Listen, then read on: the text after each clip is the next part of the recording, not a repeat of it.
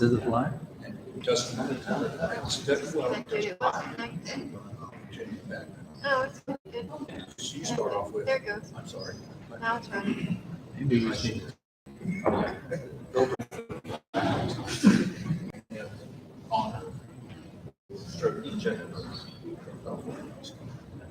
Yeah, the US water thing is 5,000. But we're probably going to get it down below that. For the plumber, it's a class A license. But I told the lady, if it's a particular price, she wanted to hire us. No, we'll hire her. Yeah, you can't work on it. Yeah, I don't want somebody that you can't supervise. No, they can't work on it. Plus, I mean, but it's something you have to charge, you're gonna end up paying for it, and it doesn't work. What do they do, just directional drawing? Yeah. You have to do this. Put a sleeve in, and it'll pull right through. I would think it was. And I would probably should be kind of this stuff.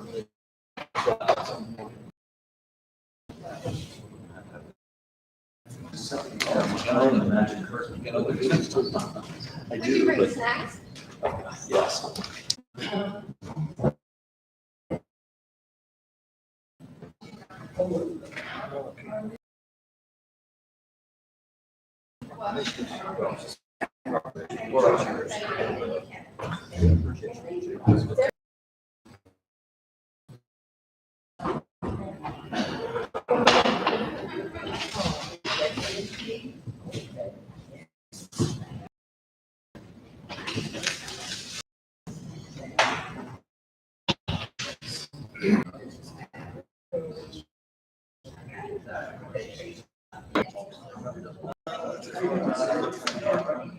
Yes, I think it's the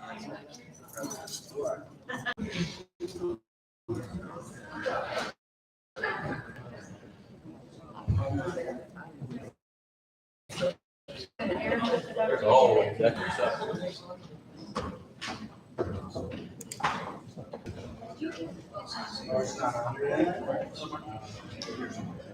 Oh, y'all? Yeah. So we either.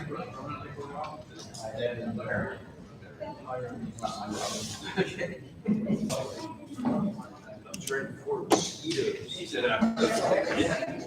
maybe.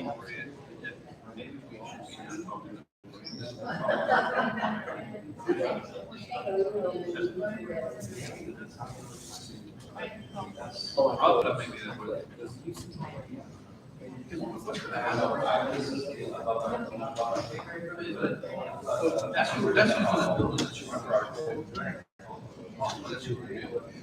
I just had to pull my. What's gonna happen is, anybody who buys this. Yeah.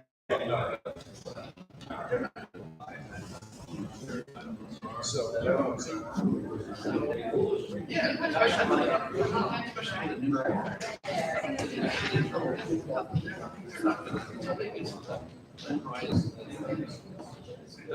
Patrick Holmes.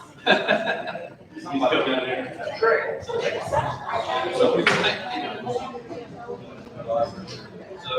but I honestly.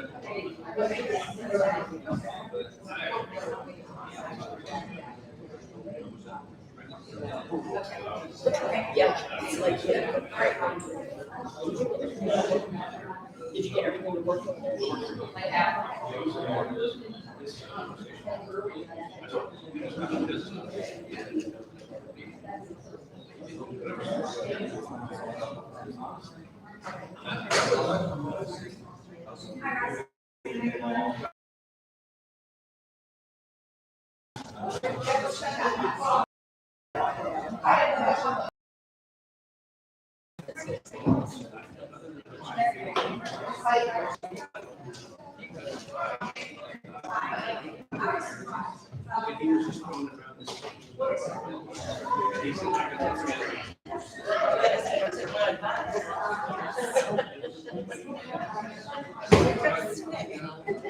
Yes.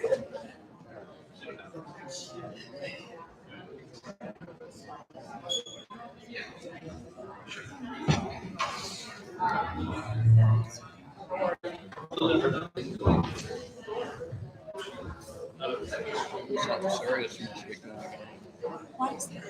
Just to give an explanation. Oh. Like, oh, no. You're very good. Goodness. Are you familiar with what changes happened? Or maybe hotels? Well, the only difference on this one is moving is public forum and Okay. moving, old business item. Okay. Okay. That's what I figured it was probably. Gotcha.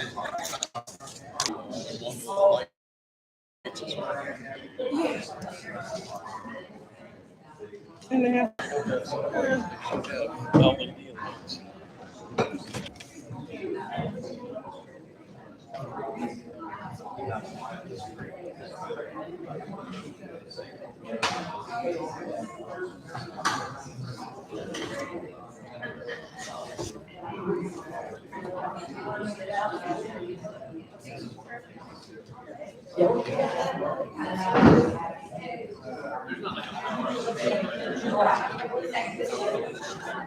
Yeah, we've actually got that one. Oh, there's one right here.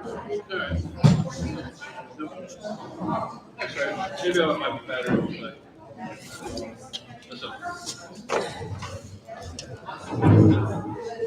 Oh, we don't have Wi-Fi here. Sure. Last time we were here, I had to use this portable thing. Oh, that's what it is. I don't know. good evening.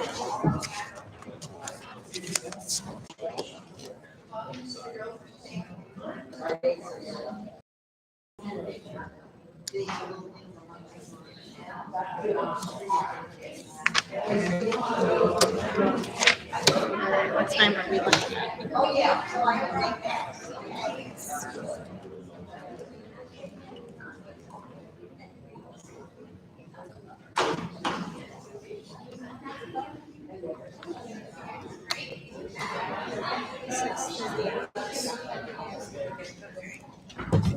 Two minutes then.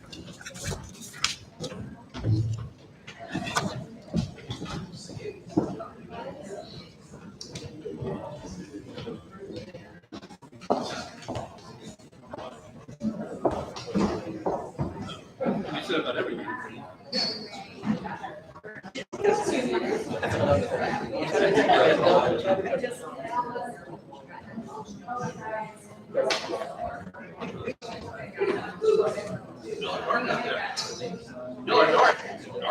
I think we don't have to read.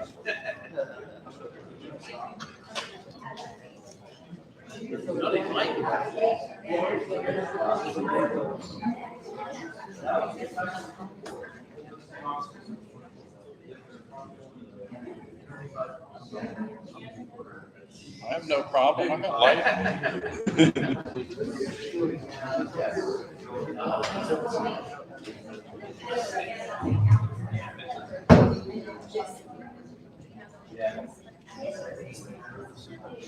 This is.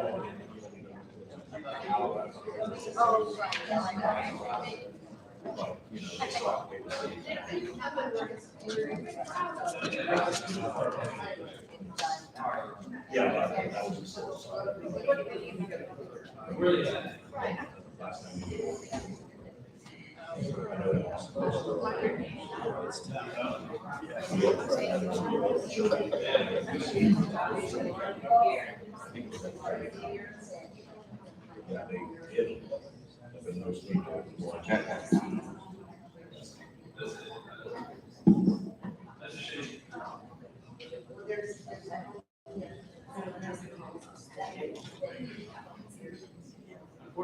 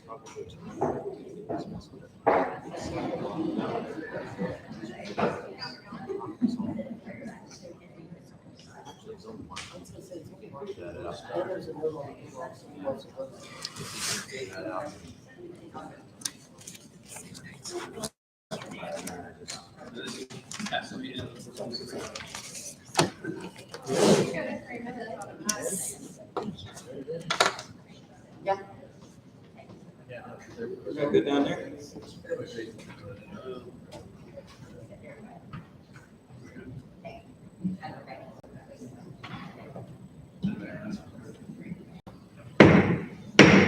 Good evening, ladies and gentlemen.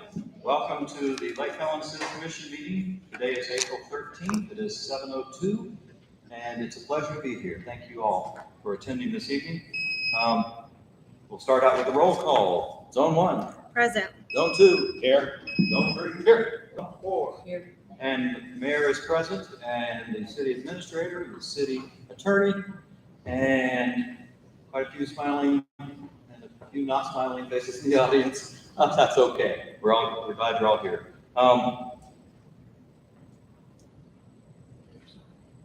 Tony Wishon is in the house, maybe somewhere. I'm not seeing. Oh, okay. Well, let's rise for the invocation and pledge allegiance. Heavenly Father, we thank you for being here with us today. Thank you for, we ask you to help us keep this meeting in order and in good civility, and that we forward the work of this city and remain good friends and citizens all at the same time. In Jesus' name we pray. Amen. I pledge allegiance to the flag of the United States of America and to the republic for which it stands, one nation, under God, indivisible, with liberty and justice for all.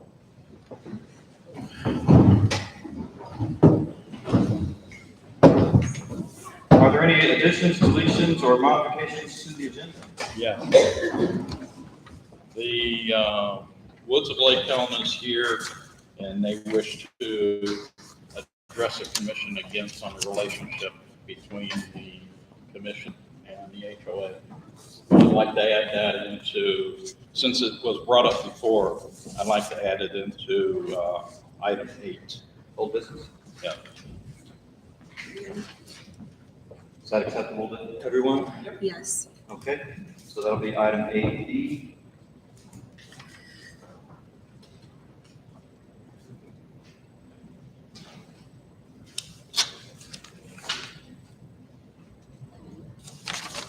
Thank you. Any other additions or deletions? Hearing none, we will move on to approval of minutes. We all have the minutes in our packet. Anybody have any additional changes or questions or concerns about the minutes? Yes. Okay.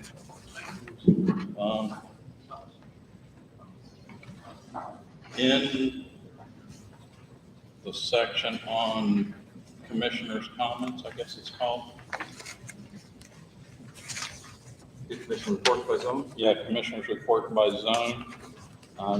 Used to be that whether they had something to say or not, everybody was listed with a brief headline on what they talked about. And then this one only has Heather listed in it. I know there was a lot of other people that brought things up and should be in the minutes. If staff could maybe ask that these minutes be updated on item number 12, commission reports by zone. Because I'm pretty sure that Heather wasn't the only one that spoke to. I guess you were the only memorable person. Good job. Okay, any other comments or concerns on the minutes?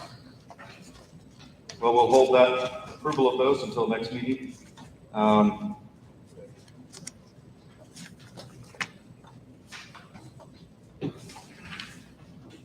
Presentations.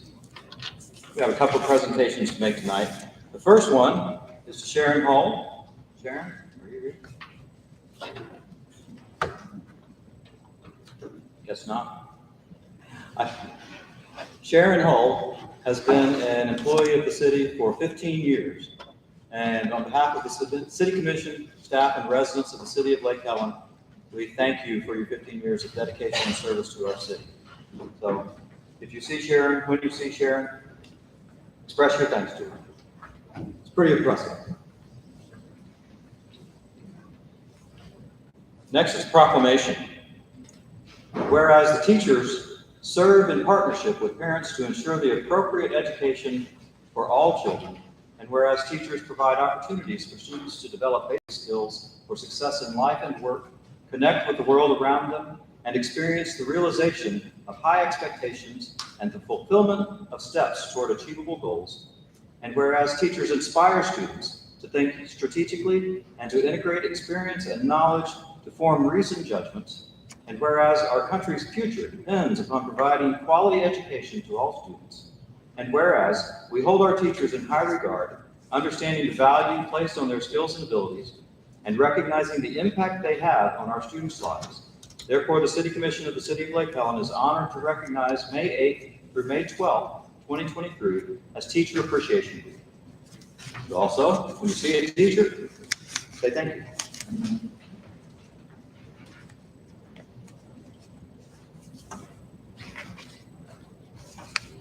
Consent agenda. Captain's paid bills report. Any questions or concerns on that? Yes.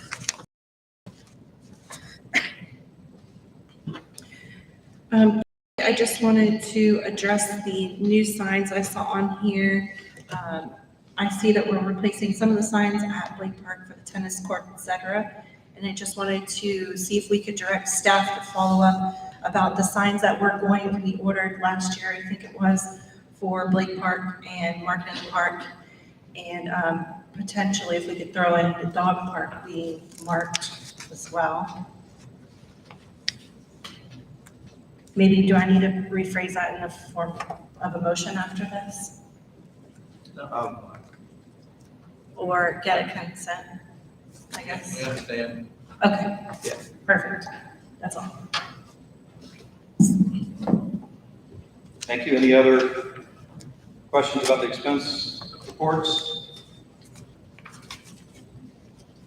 Hearing none, do I have a motion to accept the consent agenda as a whole? Which is basically this. Yes, I'll make a motion to Second. accept. I have a motion from Commissioner Rutledge, a second from Commissioner Basso, Vice Mayor Basso, to approve the consent agenda. All in favor say aye. Aye. All opposed, like sign. Motion carries. Old business. We have on the agenda, some of you may see, approval of an agreement with the gyms. It's coming up for renewal on May 5th. We have been working, actually, Mr. City Administrator, could you take my microphone and give us a little brief update on that? And over to you. Thank you. There you go. The present agreement with the gyms was for a 1-year duration, expires on May 5th. Does really not provide for renewal or extension. And this last several months, we've been working with the gyms on a variety of things and issues that have come about as a result of their 1-year experience and our 1-year experience with them. We've got a whole range of things we need to talk about. I met with Alan briefly today. We expect to meet next week or so, be able to present either a special meeting, it's probably have to be a special meeting, a revised agreement with Jim's, and really nothing except we just didn't have the time to really do everything we needed to do. And the more we talked, quite frankly, the more things came up. It's, what are we gonna do with some of the kitchen equipment, as an example? The previous agreement, PERC agreement, really talks about management of the facility, but there are a lot of infrastructure issues within that building that we need to address. They will be the manager of the building, so we need to make sure that we're all together on the same page. Anyway, it's coming together. It'll probably be 2 weeks yet before we can give it to the commission. Thank you.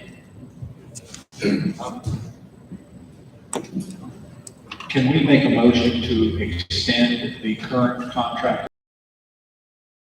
We can go over this particular document next meeting in May.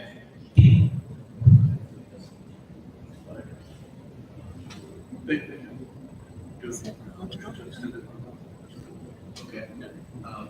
I'll give you a legal opinion. Yes, they can extend it. You can extend it for 1 month by a motion. Yeah, I'll make a motion to extend the current contract with the gym for 30 days. Second. I have a motion from Vice Mayor Basso, a second from Commissioner Rutledge to extend the contract with gyms in the city for a 30-day period. Any discussion?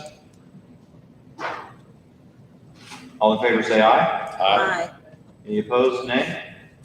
Motion carries unanimously. If you would pass that information along, I will. of course. And now we get to the Woods of Lake Helen. It was quick. You didn't want to be at the end of the meeting. We got here quick, didn't we? If you would, please use the microphone too. It'll help everybody. Oh, I'm sorry.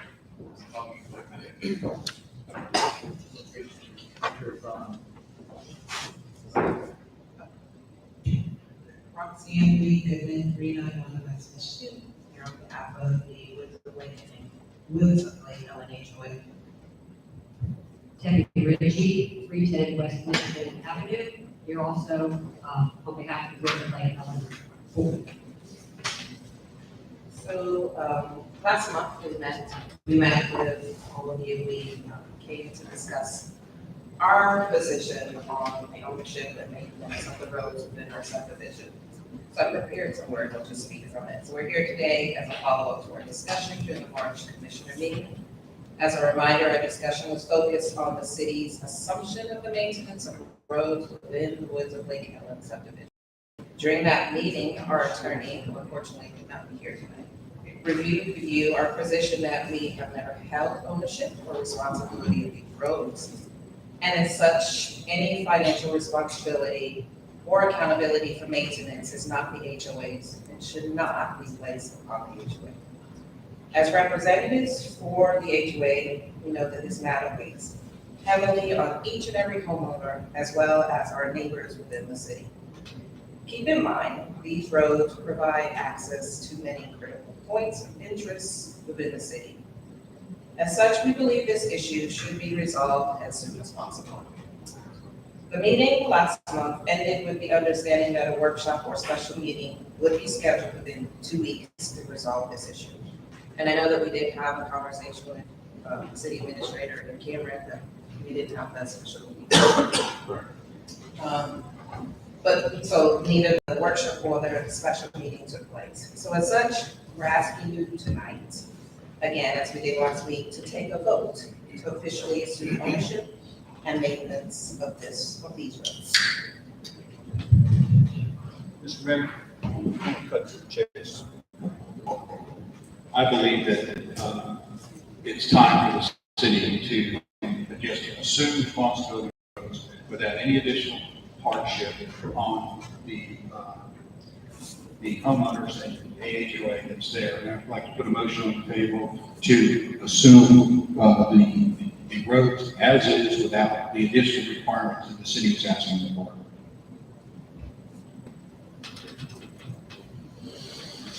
I'll second that. Okay, we have a motion from Vice Mayor Basso, a second from Commissioner Rutledge, Commissioner Eckert, to accept the roads as is, without any additional requirements on the homeowners association. I'll explain myself. I was going to say, any further discussion? We'll start with you. I came about this because of the length of time that this has been going on. When it was in the interest of the city to have the roads and the subdivision open, this should have been taken care of long before we ever got to this position. And if we were into this 2 years after the subdivision and the HOA had things to do with stuff, but it's been 20 years, and there doesn't seem to be any apparent failings in the best interest of the city asking for the things that we did. I think they did the right thing. Unfortunately, the timing, this is a special scenario that rarely happens, and I do not think it's right to continue to punish the people that are now in that subdivision for deeds that were done long before they ever got there. And so I'm ready to put this to rest, move on, and let the city just assume the responsibility going forward. Anybody else on the commission want to speak?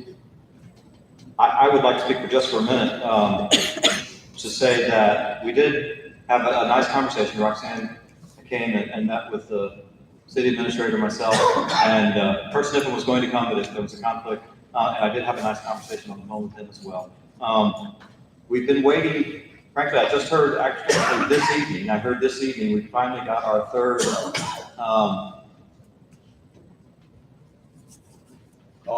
cost on the as-built survey, which was the biggest item that was of concern to the city. That as-built survey is actually quite important to the city.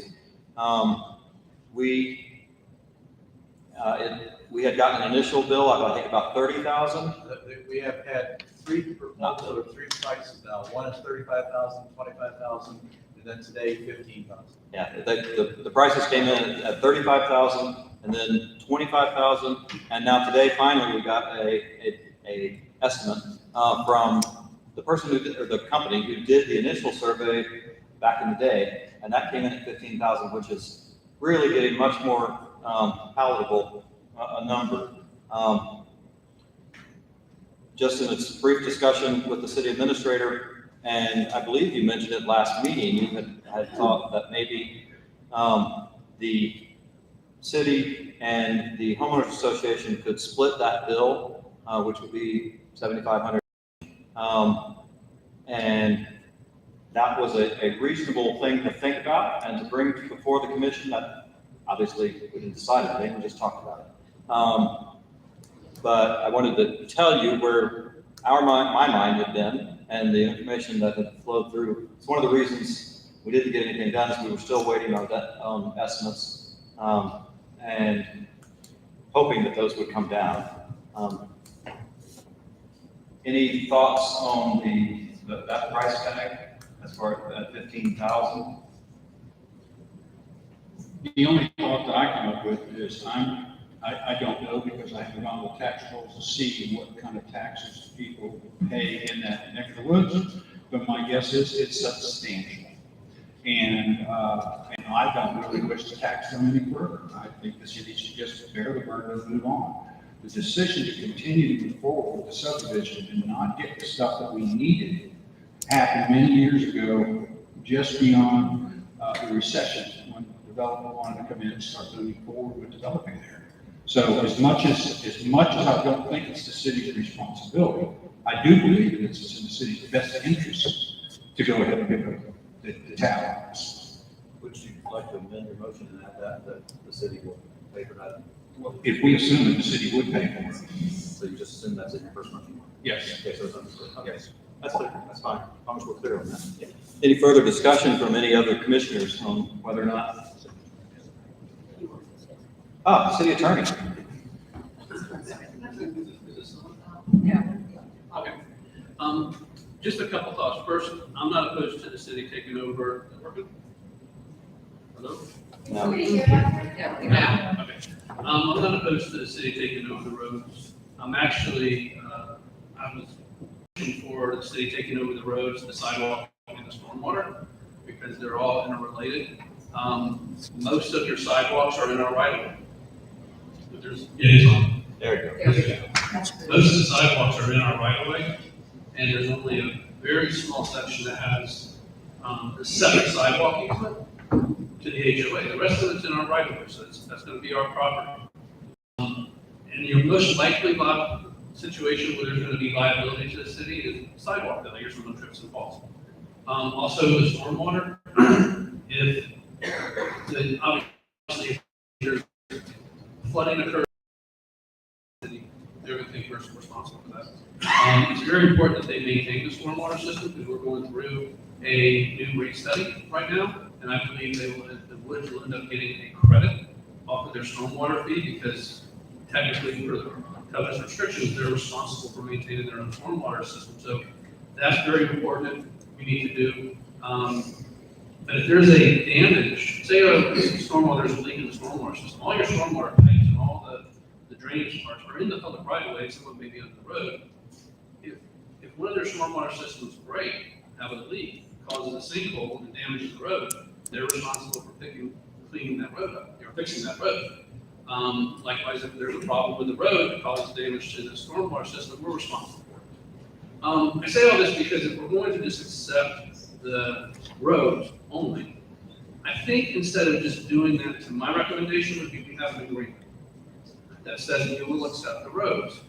However, if they're going to continue to maintain the sidewalks and the stormwater, we need to make sure they have proper insurance, liability insurance, and name the city as an additional name insurer. Because we will for sure on the sidewalk issue. So one aspect of it, I think we need to name make sure they have proper insurance, and they name the city. They may already have insurance. I don't know if they're naming the city.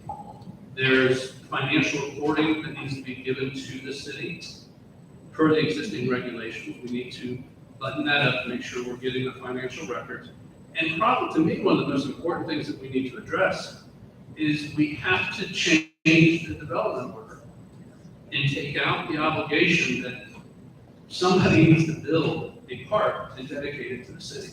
That was probably the most significant oversight by the city, because per the development order, once they reached 25 permits, we were supposed to suspend issuing any additional permits out there until that park was built and dedicated to the city. And that hasn't been done, but we've issued way more than 25 permits out there. And that can come back further if somebody wants to come in and do an expansion to their house.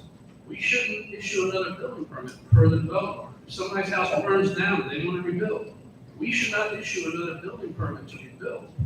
I know there was discussion I don't know if it's the person who took it over as the developer, the first one, I don't know if there's multiple ones. I know there was discussions between the city and the developer. We were going to amend the development order and take that obligation out. And I think that's why everybody kind of agreed in concept that's what we were going to do. It never got done. But in concept, we agreed that's what we were going to do, so permits kept getting issued. So I say all that, if we're going to go down this route, my recommendation would be let's have an agreement with the HOA, and we got to figure out how to amend the development order, and I can work with their attorney. About the best thing I think we can really do is have the HOA agree to an amendment of the development order with the city that takes that obligation out, obligates them to have a certain level of liability insurance, which I'm sure they have. I'm not saying they got to get more than what they already have, but I don't know if they have any, but I hope they do. Yeah, so if they can just name the city as an additional name insured, we're not named on there, and put in there, recognize where our responsibility clearly ends, where theirs begins, and that if there's damage to our streets because of the stormwater system, they're responsible for fixing our streets. Likewise, if our streets cause damage to their sidewalk or their stormwater system, it's our responsibility to fix those things too.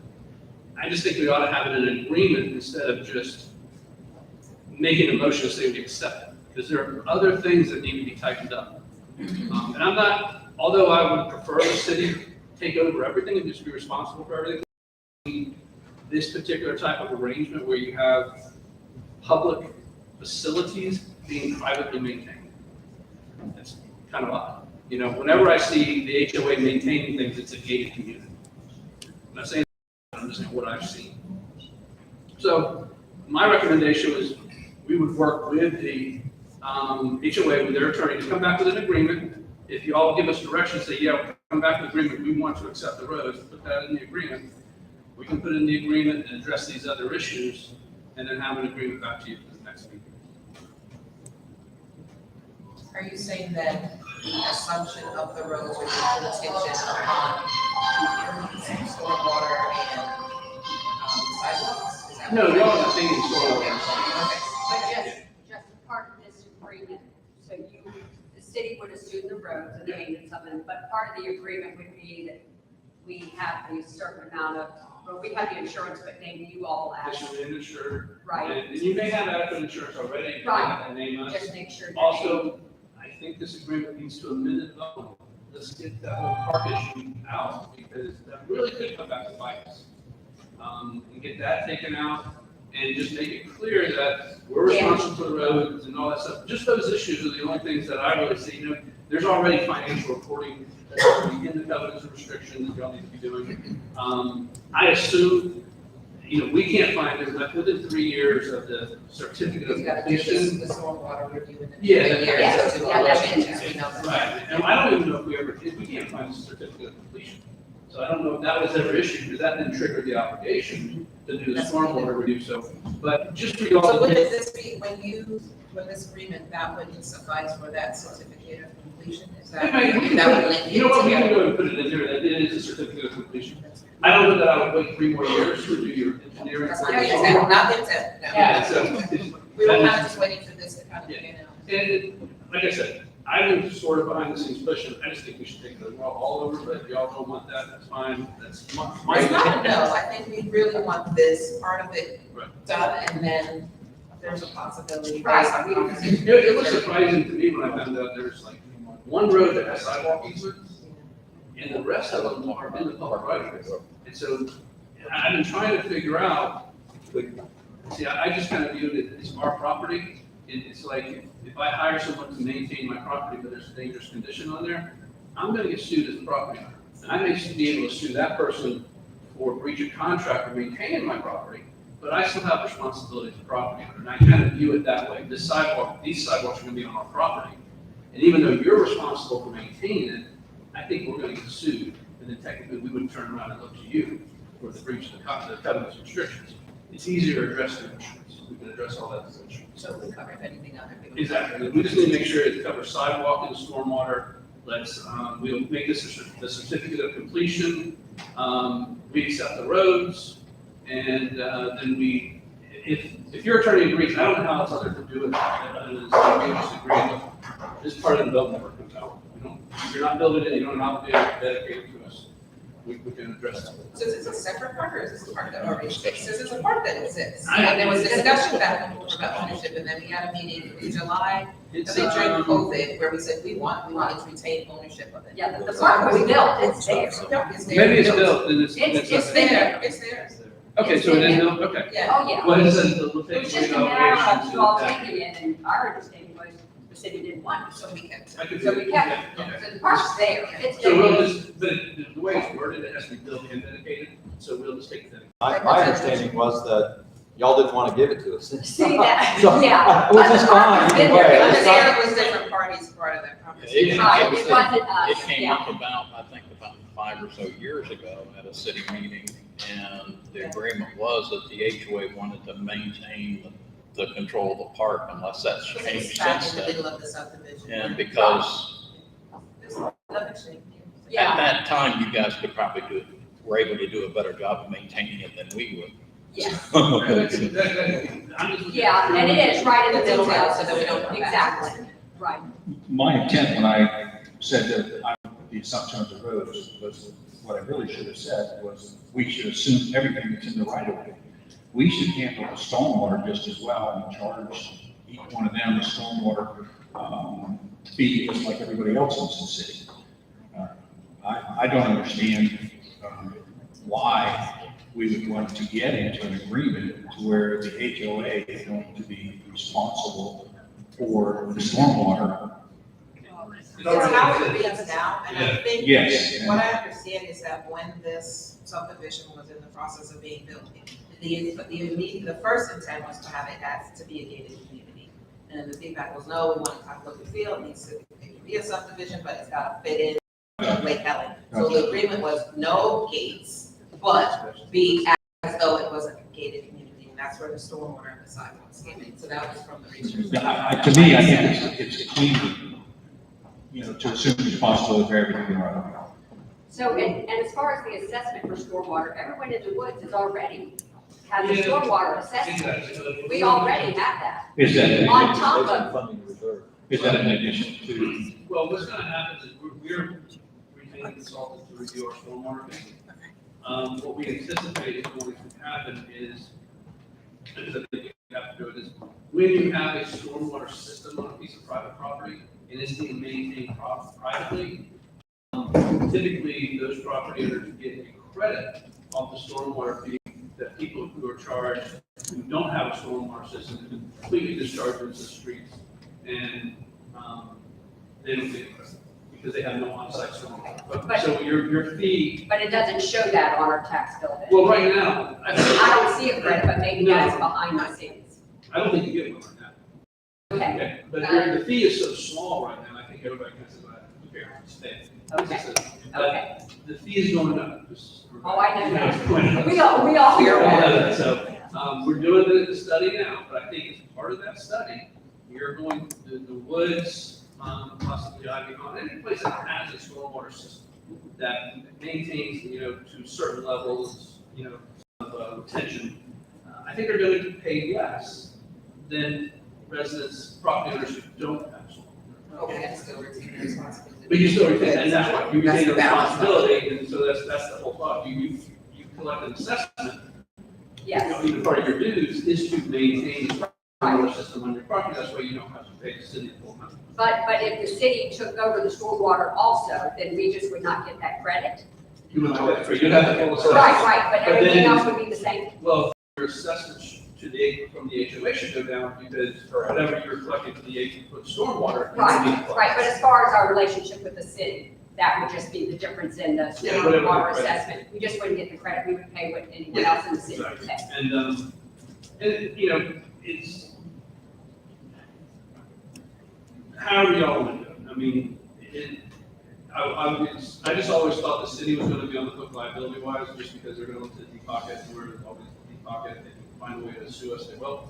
And there's ways to sue us in the situation where there's things that can happen on our property. And I think most of the stormwater is, at least in the right of way part, it's going to be in the right of way. The retention ponds, and there's some work that needs to be done with that. I think we have to come up with this, there's some thought. Now the covenant's restrictions authorize us to take over stormwater. There's a process in there that we think we've reached it.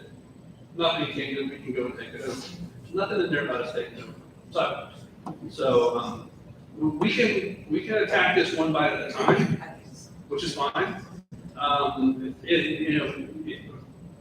Because it will, to me, I think everybody will be better off. And I think the goal is we're gonna save the city some money. That was what it did. We don't have to maintain the things, the property owners, the residents in the woods, they're gonna maintain these things, so the city's gonna save money. We may have saved money, but I don't think we avoided liability. So that's my concern. So. We're definitely not opposed to it, but I appreciate, you wanting to bundle together. I think to kind of close this issue with the roads and then continue the discussion on the stormwater. Yeah, and the sidewalk. We're not, but I think the board has already discussed the possibility, pros and cons, all of that, so it's definitely, and incorporated the attorney, so. And to see what the process would be, And what- because there's, like I said, there's one street, I'll say it's Pennsylvania, but I could be wrong, but there's one street where there is a sidewalk easement to the HOA, so that would need to be transferred back to the city. So, Yes. Yes, I think it is. yeah, it could be Pennsylvania, then it goes also like along the side street, like this, whatever road goes this way, there's a street goes that way, there's a little section. So, there's more work that needs to be done to address the whole thing. We can address what they came here to talk about tonight relatively quickly, I think. The other one will take time to do. That other one, which other one? Spell that Stormwater, out. the ones that will take longer would be the stormwater and the sidewalk. Okay. But what you could do, I mean, you have a motion on the floor, so I really shouldn't be saying what a motion would be. But if you're to say, staff come back with an agreement that we accept the roads, that we take out the obligation to dedicate the park, that they have an obligation to maintain a certain amount of insurance, and name us as additional named insurance, and we clarify in that document who's responsible for what. And then when it comes back for approval, then I would say as part of the approval of that agreement, you can say direct staff to work with the HOA to get these stormwater and sidewalks transferred to the city's responsibility. Instead of having something that's so verbose as a motion, I don't mind taking back my motion at this point, as long as we're continuing to work on this particular issue. And if you could bring us back at some point while you're working with the HOA Next meeting. at the next meeting. Don't give me too much time. Right, well, You know, back burner. I just don't want this to get lost in the weeds. Okay. And that was the emphasis behind my motion. With that said, you brought up many different things that it sounds like some of them are already being worked on. It sounds like some of them need to be worked on. And I think as long as you can work in concert together and come to an amicable solution, bring that back to us and we'll approve it and on. At this time, I'm going to withdraw my motion. I do have I'll a, withdraw my second. okay, technically, once it's been seconded, it's no longer your motion, it belongs to the floor. But that's okay, we'll, I don't need to be too picky. No, it's okay. That's what we technically should do, and someday it may be important to know that, not today. Ms. Troy, did you want to speak on this matter? I'll defer to you. I did have a question, I wasn't sure I heard. Outside the legal issues. Sure, come on forward and if you would, grab the microphone and give your name and all that fun stuff. Hi, I'm June Floyd, 421 Roosevelt Lane. I had a question, I'm not sure I heard you properly, but did you, suggest that the sidewalks at the HOA will be owned by the residents? No. No, okay, so the sidewalks, Because right now, the sidewalks, I assume everybody can hear me, I'll just talk about it. The sidewalks right now are the responsibility, maintenance responsibility of the HOA. The vast majority of the sidewalks are located in public right-of-way, which would also be, if they accept the roads, they're gonna be in the right-of-way that the city accepts maintenance responsibility for, where the sidewalk is. Right. So it's really our sidewalks, even though they have the obligation to maintain them. And that's where we probably have the greatest potential for injury, trips, slip and fall, things like that. because I thought if you said they were to own them, then there was this whole trespassing. Oh, no, no. Liability, I misunderstood, it's not clear. Yeah, there's one part where there's like a right-of-way, an easement to Yeah. the HOA, there's one street I over heard there. that. And so that needs to be transferred to the city if we're gonna take over the sidewalks. And would maintenance costs transfer to the city as well? Yeah, when I'm talking about taking it over, Okay, it's ours. Okay. We gotta maintain it, we gotta maintain stormwater, which will, alleviate the issue we had last. If y'all remember, we went over there and started messing with their retention pond, which we really needed their consent to do. Well, if we take over the stormwater system, it is our stormwater system. Mr. Preston, you can fill that out after you're done talking, just for the record, but if you want to go ahead and address this, that'd be fine. Okay. But I do fill it out if it would, it helps somehow, I don't know. Tom Preston, Community Unit Avenue. I just want to say real quick, I'm not opposed to city name on the streets there. It's kind of a no-brainer. But I'm glad to hear the attorney saying that you have to have a legal agreement. And I think there's a lot of stuff that needs to go in thought. One would be determining potential litigation or liability. It's outstanding because there's statutes of limitations. Somebody getting hurt last year, and they can come forward 2 years from now. So it's spell out where the liability starts and stops. Retention, I think you just discussed that, you can come from private property, who's liable, you discussed that. What about bankruptcy? If they're gonna maintain anything, what happens if they go bankrupt? But we could definitely take over the, So, stormwater that's provided for it. There's a process for us taking over when they don't maintain the stormwater system. The covenants are silent on the side yardage. So I think if the HOA goes bankrupt, we would have to find a way to eventually take it over somehow. unless you put it in the contract. But it's still about bankruptcy, Right. not contract.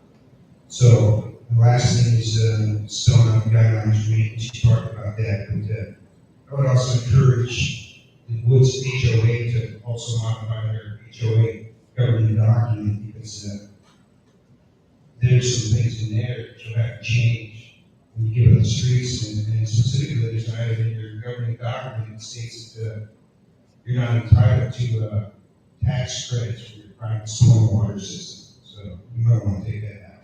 That's all I have. Thank you. Probably because we retain the ownership, but you're right, correct?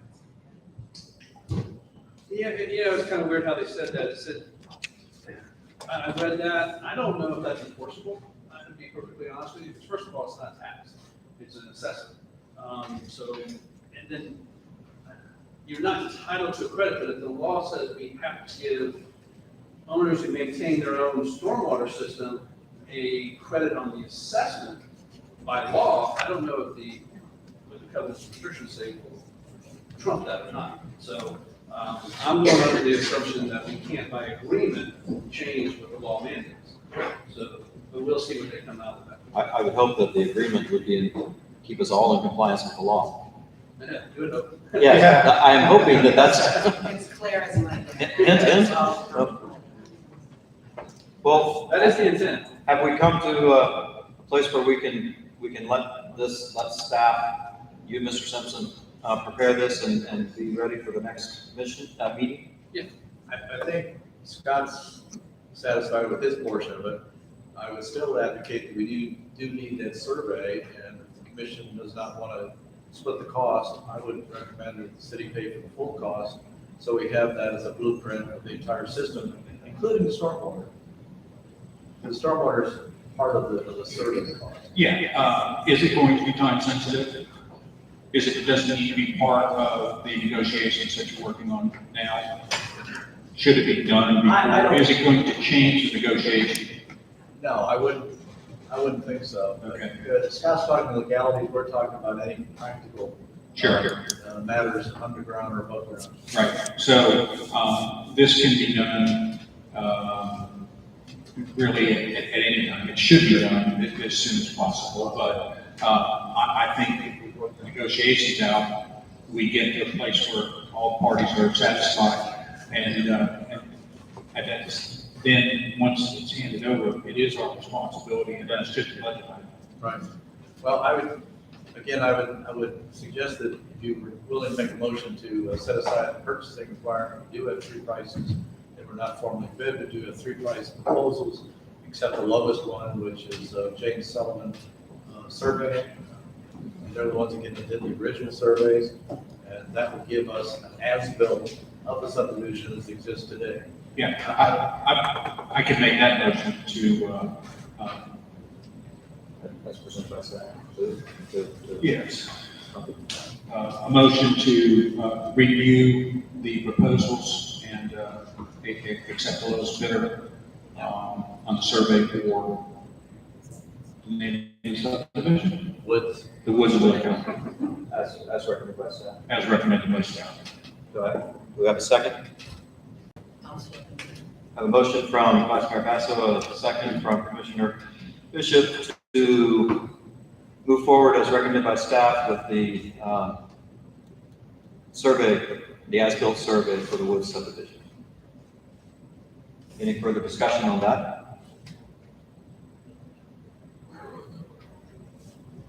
None heard, all in favor say aye. Aye. Any opposed, say nay. Motion carries unanimously, so staff can move forward on that. Thank you for bringing us to this point. Thank you, Mr. Simpson, for working through all of those details. And do y'all feel like you're ready to move forward in conjunction with him? So I'm we sure just your read that. attorney may, Yeah. I'm sure your attorney, As I understand the conversation today. I was gonna say. Verbally accepted, you are essentially verbally accepting responsibility for the maintenance of I roads. would say Pending, okay, so how do you wanna say it? So that Just makes say it that they gave direction for staff to work with you to come, to bring back an agreement for the next meeting by which they will, at that time, accept the roads. And, you know, and that it will. As they are. As they are. Yep. And that it will, accept maintenance responsibility, and that we will, remove the dedication language for the park. We will have the insurance issue, and we will address the, just kind of outline the responsibilities for the parties, in terms of what we're responsible for under this agreement. And we bring that agreement back, and then after we get that agreement done, we will then pursue stormwater and sidewalk issues. And this is all going before the Woods attorney. Yeah, Making sure it's all I'll send, approved. I'll send the Yes. agreement to y'all. Yes. I mean, I'll send it to y'all, you can forward it to your attorney, Yes. or I can send it to all, I don't want to make you start incurring legal fees, but y'all send it to them. Right, right. I'll send it to Good y'all, you enough. send it to him. So we'll get with our attorney and make sure it's all right. Yeah. Yes. I And was then it will gonna come draft back it. at next month's meeting. If we're all in agreement. If we're all in agreement, we come with the document that is approved on both sides. If we're Then both it'll happy, come we'll back bring to it here the for. commission next meeting for approval. That is. Does that sound right? That is the hope. Often, That's our hope. the only reason I say it that way is, this is not, Because it's Things gone on happen. for 20 years. well, that, yes, it has gone on for 20 years, and I've seen things happen. That's the best laid plans. Right. Don't often work. Reality is, if it leaks into June or July, I think we can all live with it as long as we're moving in a positive direction. I think we're all of the same mind now, Yes. I do believe. And we appreciate that. We appreciate all of you and your willingness and. And we appreciate y'all as well. We do. Okay. You're a vital part of this community, obviously. Thank you, thank you. Thank you. Excellent. New business. The city administrator, would you like to introduce item 9A? Mr. Mayor, members of this, Mr. Mayor, members of the commission, we have a current alternate member on the Historic Preservation Board, Sandra Miller. Because of vacancies that have occurred on that board, the board has recommended that Ms. Miller be appointed to a regular member status from alternate status. That would require the commission's approval. Motion to approve based on recommendation by staff. Second. A motion from Vice Mayor Basco, a second from Commissioner Eckert to approve, by recommendation of staff, the elevation of Ms. Sandy Miller, from alternate position to a regular member of the Historic Preservation Board. Any discussion? Hearing none, I'll call the question. All in favor, say aye. Aye. Any opposed, nay? Motion carries. Now we go to the quasi judicial hearing, certificate of appropriateness. We have two this evening, 259 West Main Street modification and 475 North Summit door replacement. I suppose I should ask if there have been any ex parte communications by any of the board members? No. I have not had any either, so there have been none of those. Do I have a motion for acceptance? Motion to accept the two properties in quasi-judicial hearing, 259 West Main and 475 North Summit Drive, as recommended by staff, or as recommended by the Historic Preservation Board. Second. I have a motion from Vice Mayor Basso, a second from Commissioner Eckert to approve the certificates of appropriateness for 259 West Main and 475 North Summit as recommended by the Historic Preservation Board. Any discussion? Hearing none, I'll ask a question. All in favor say aye. Aye. Any opposed? No. Motion carried unanimously. Commission reports by zone. Oh, yeah.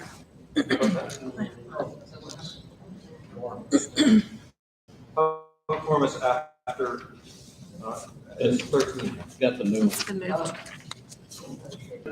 move. Okay, I have a couple of things, but I want to start off with Arbor Day and let you all know that we did raise $3,000, which was our goal, from our sponsors. They are Beery Roofing, Jeff, excuse me, Jeff and Debbie Ritchie, Tree Work Now, Waste Pro, and Collins Pool.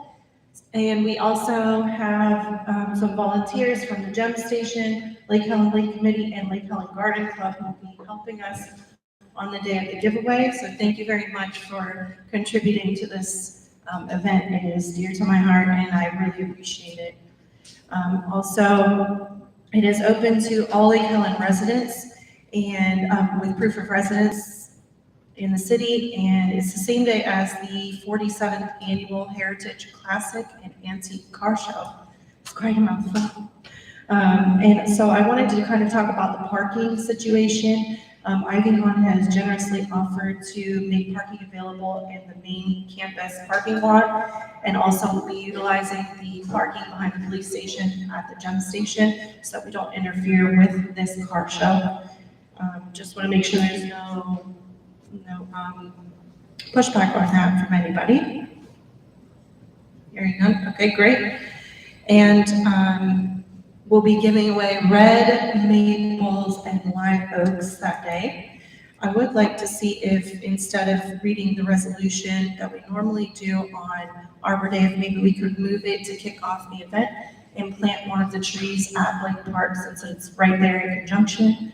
The trees will be out on the Lanai, I guess, the new paver area outside of the Gem Station. And so I thought it would just be a nice way to kind of bring it in. It'd be, right there. It wouldn't have to be anything major, but anyone opposed to that? I think you might run into parking issues there. I'm wondering, well, the parking will be over at Ivy Lawn and in the Gem Station. Yeah, but a lot of them use that area by the fences there, the parks. I'm not sure if that or patio area would be sufficient for the tree giveaway. You might want to do the tree giveaway in the Gem Station parking lot. Okay, yeah, we could potentially move it if it does become an issue, absolutely. I guess we'll have to see how it goes. We'll be out there Friday night, getting everything set up and measuring everything, so I guess we can. The reason I say that is because you got kind of if you use the police department driveway coming in and the Gem Station driveway going in, you got a drive-through area that would keep people flowing. That way it's not tying up a whole big area. Right, absolutely. We certainly don't want to. But why don't you go over the distance of Right, chief? okay, great. Great, sounds good. I appreciate it. And then moving on, we do have, I want to kind of just put on our minds about lake maintenance. The water has been receding, but I think that the bass are spawning. So I'm hoping that we can direct staff to get a recommendation from our consultant about what is needed and maybe bring that back to us at the next meeting so that we can move forward with whatever is needed. There? Any comments? Spring does seem like a reasonable time to do that. It's warming up. Things will get ugly if we don't, if we're not careful. Is that, So last time we talked, we put a lake maintenance plan together. It's just a matter of executing. Is that not the case? I think we do we have a budget? We do have budget line item for lake maintenance. Yes, For the- 20,000. So we need to, if we have not engaged that consultant, and gotten a plan for this year, perhaps we should move forward on that. Is that what you're asking for? Yes. The consultant is relatively inexpensive, literally $1,000. The cost comes in the removal of whatever needs to be removed, either by herbicides or by chemical means. But we spent last year about, I want to say 12 to 15,000. We upped it this year to 20 to make sure we had adequate amount. We really couldn't do Macy justice last year because of the lack of funds. So this year we're planning on doing both Helen and Macy right away. So would you mind calling the consultant and Sean and see if he has anything to bring forward as far as a plan? And I'll say what you just said, it's time, it's that time of the year. Things are starting to grow. So are the weeds in the lake. Okay, and then lastly, I'm not sure if we're ready to talk about this, but I want to at least put it on our minds about City Hall and the upstairs, what repairs may be needed. to get us back into the upstairs for our meetings. And maybe this might be an item for the city administrator reports section, or if you want to address it. Either way. Okay. I can do it later. Okay, great. That's all. Thank you.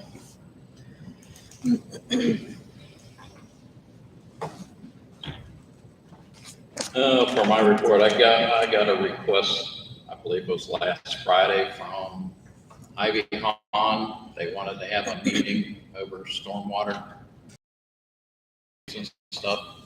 And so Monday we had a meeting with them.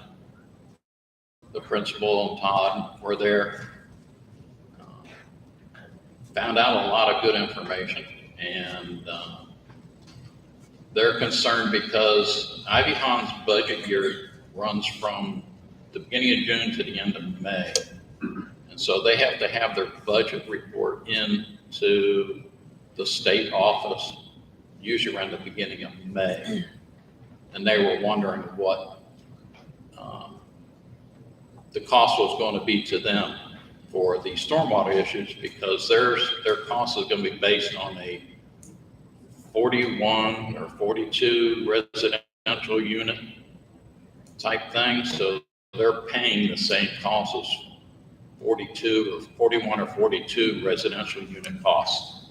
So where the residents might go up, you know, like last year when it was proposed for almost $200, up to $200, theirs was going to be 41 times that, which was going to run them up to close to 20 or 21,000 for their cost of the stormwater.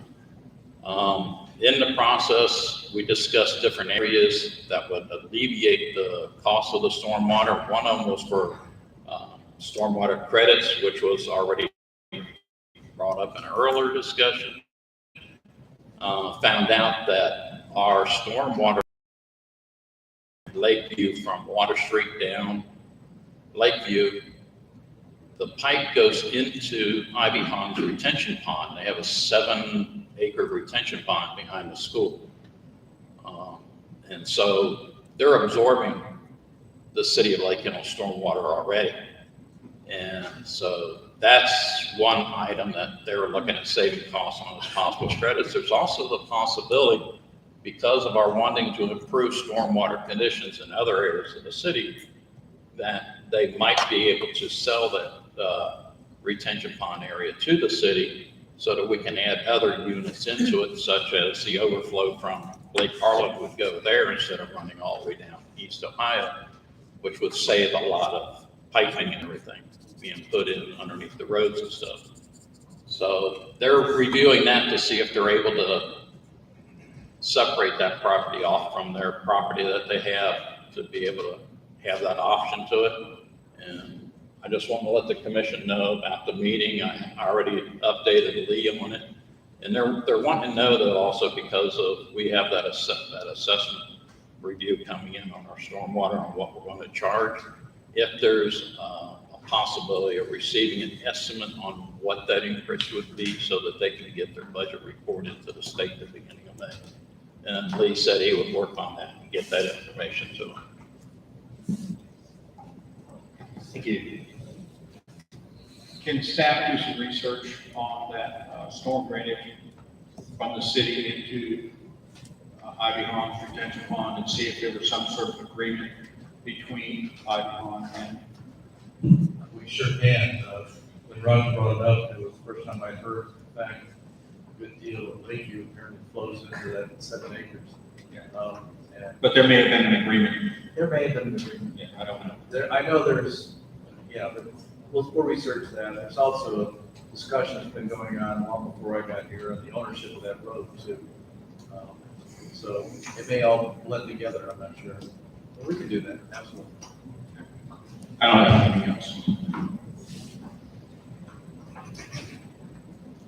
My report is more questions than anything. I'm a little confused because I thought that we were supposed to be having a contract about the meters long about now. Lee, can you tell us what's going on with that? I've asked for the meter, I've asked for company that we're piggybacking on to supply a contract to us. And they have not yet done that. So it'll be on the next meeting agenda. It'll, I don't know, say it? Good, okay.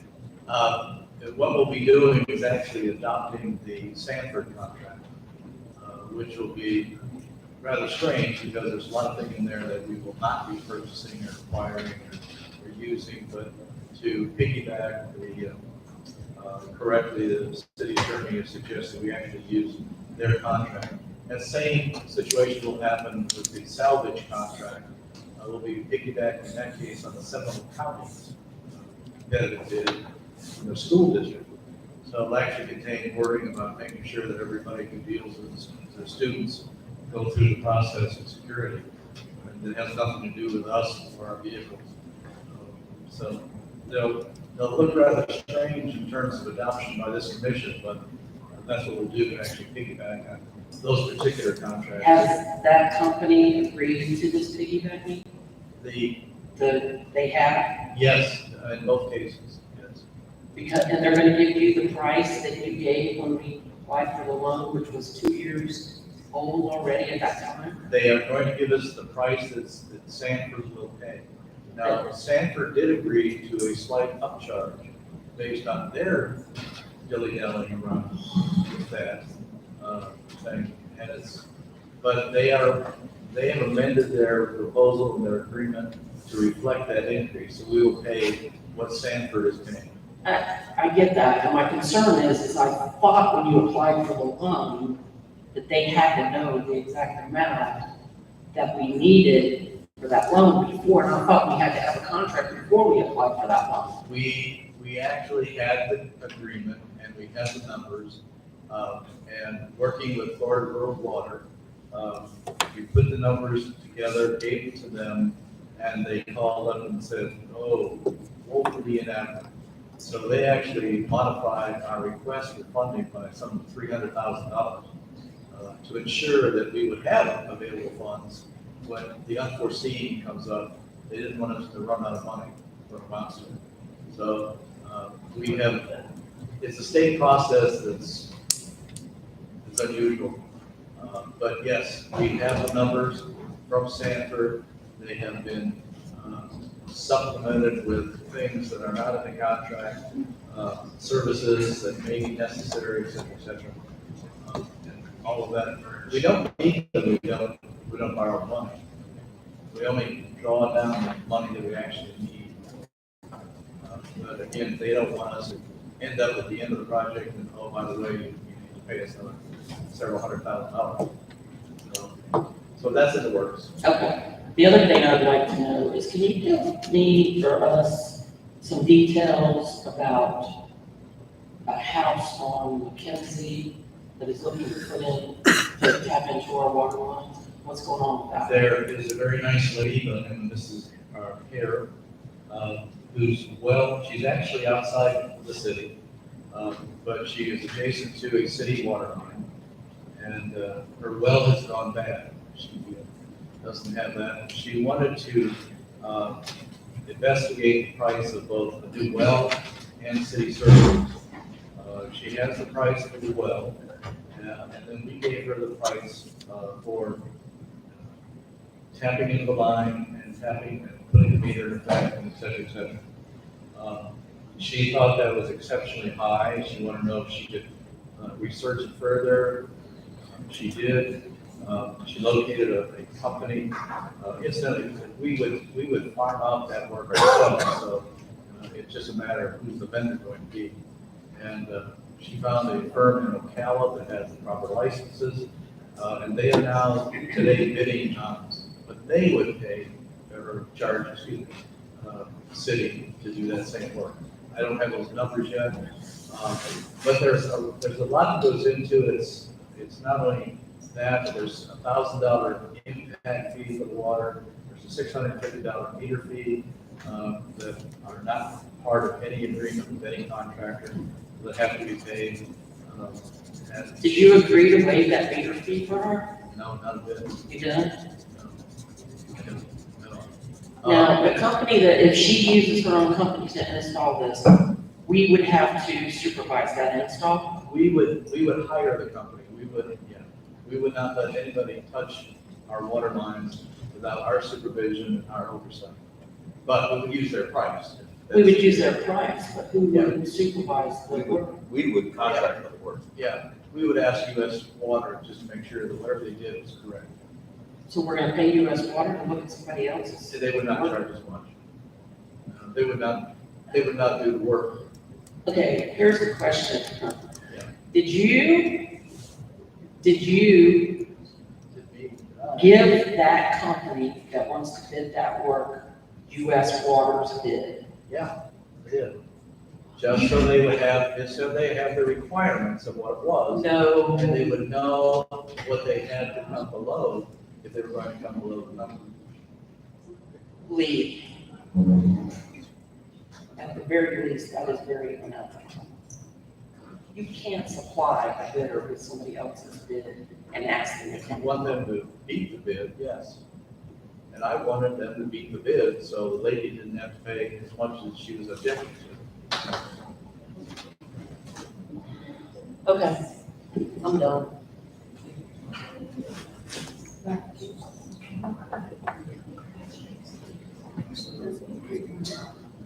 I have a couple of things that I want to bring forward. I'd like to say some thank yous for this past week and the sunrise service. Also, offside of Nancy, where are you? Oh, there you are.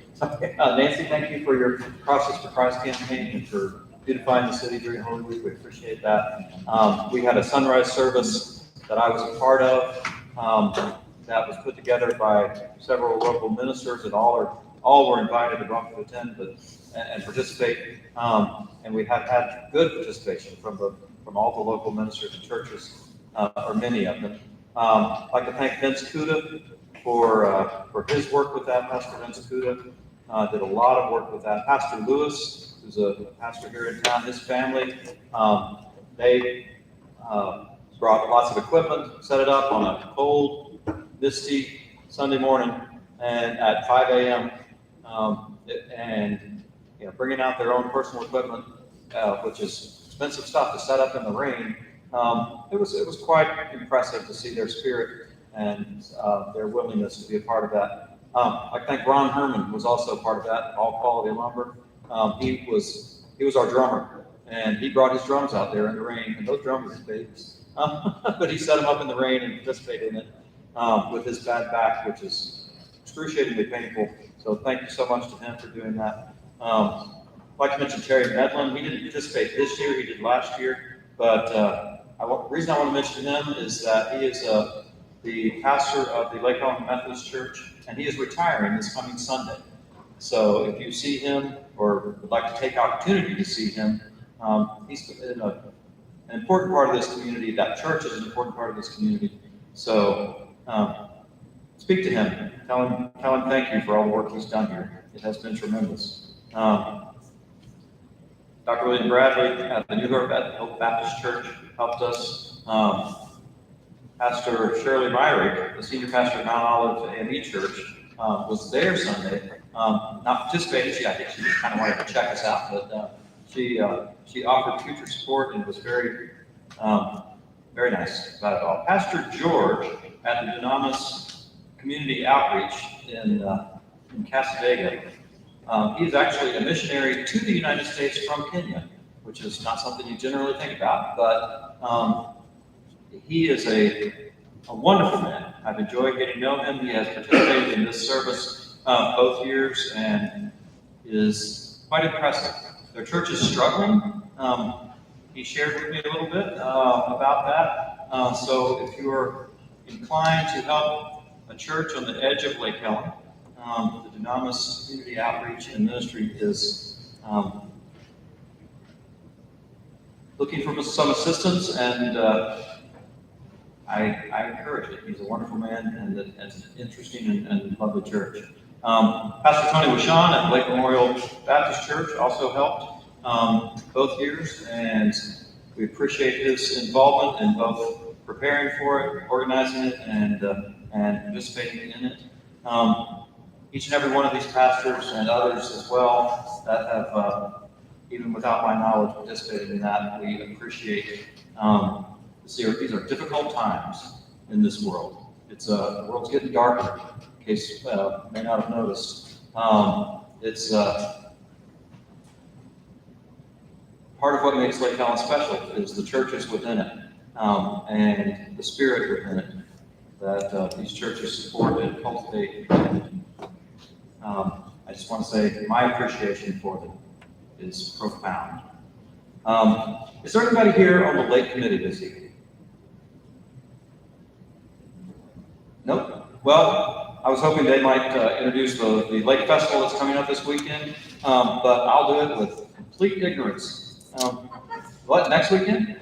Not this coming weekend, but the next one. The 22nd. The 22nd, still before our next meeting. Be sure to participate. It's a wonderful event. And I told you I was ignorant about it. You know, I was right. But it's a good event, important for this city. Like to talk about the Lake Helen Cleanup Day that we had the past 25th. It went very well. Thank you to all who participated, particularly Ken DeForest and Waste Pro. They really stepped up once again and were very helpful in providing dumpsters and hauling stuff away. We had a 30-yard dumpster almost completely full of tires. We had a truck that came with to take paint and hazardous chemicals, things like that. Their containers completely filled up. They had to leave about 12:30, even though we were scheduled to go till 2, because they were full. So that a lot of stuff got hauled out of Lake Helen that otherwise would still be sitting here, to nobody's benefit. So thank you to all who participated. Thank you to staff for getting word out about that, and all those in the community that helped get out that word, and with a few people who kind of kicked me down the road a little bit to help make that happen. Thank you all. I do appreciate it. That's all I had. Turn it over now to the city administrator for his report.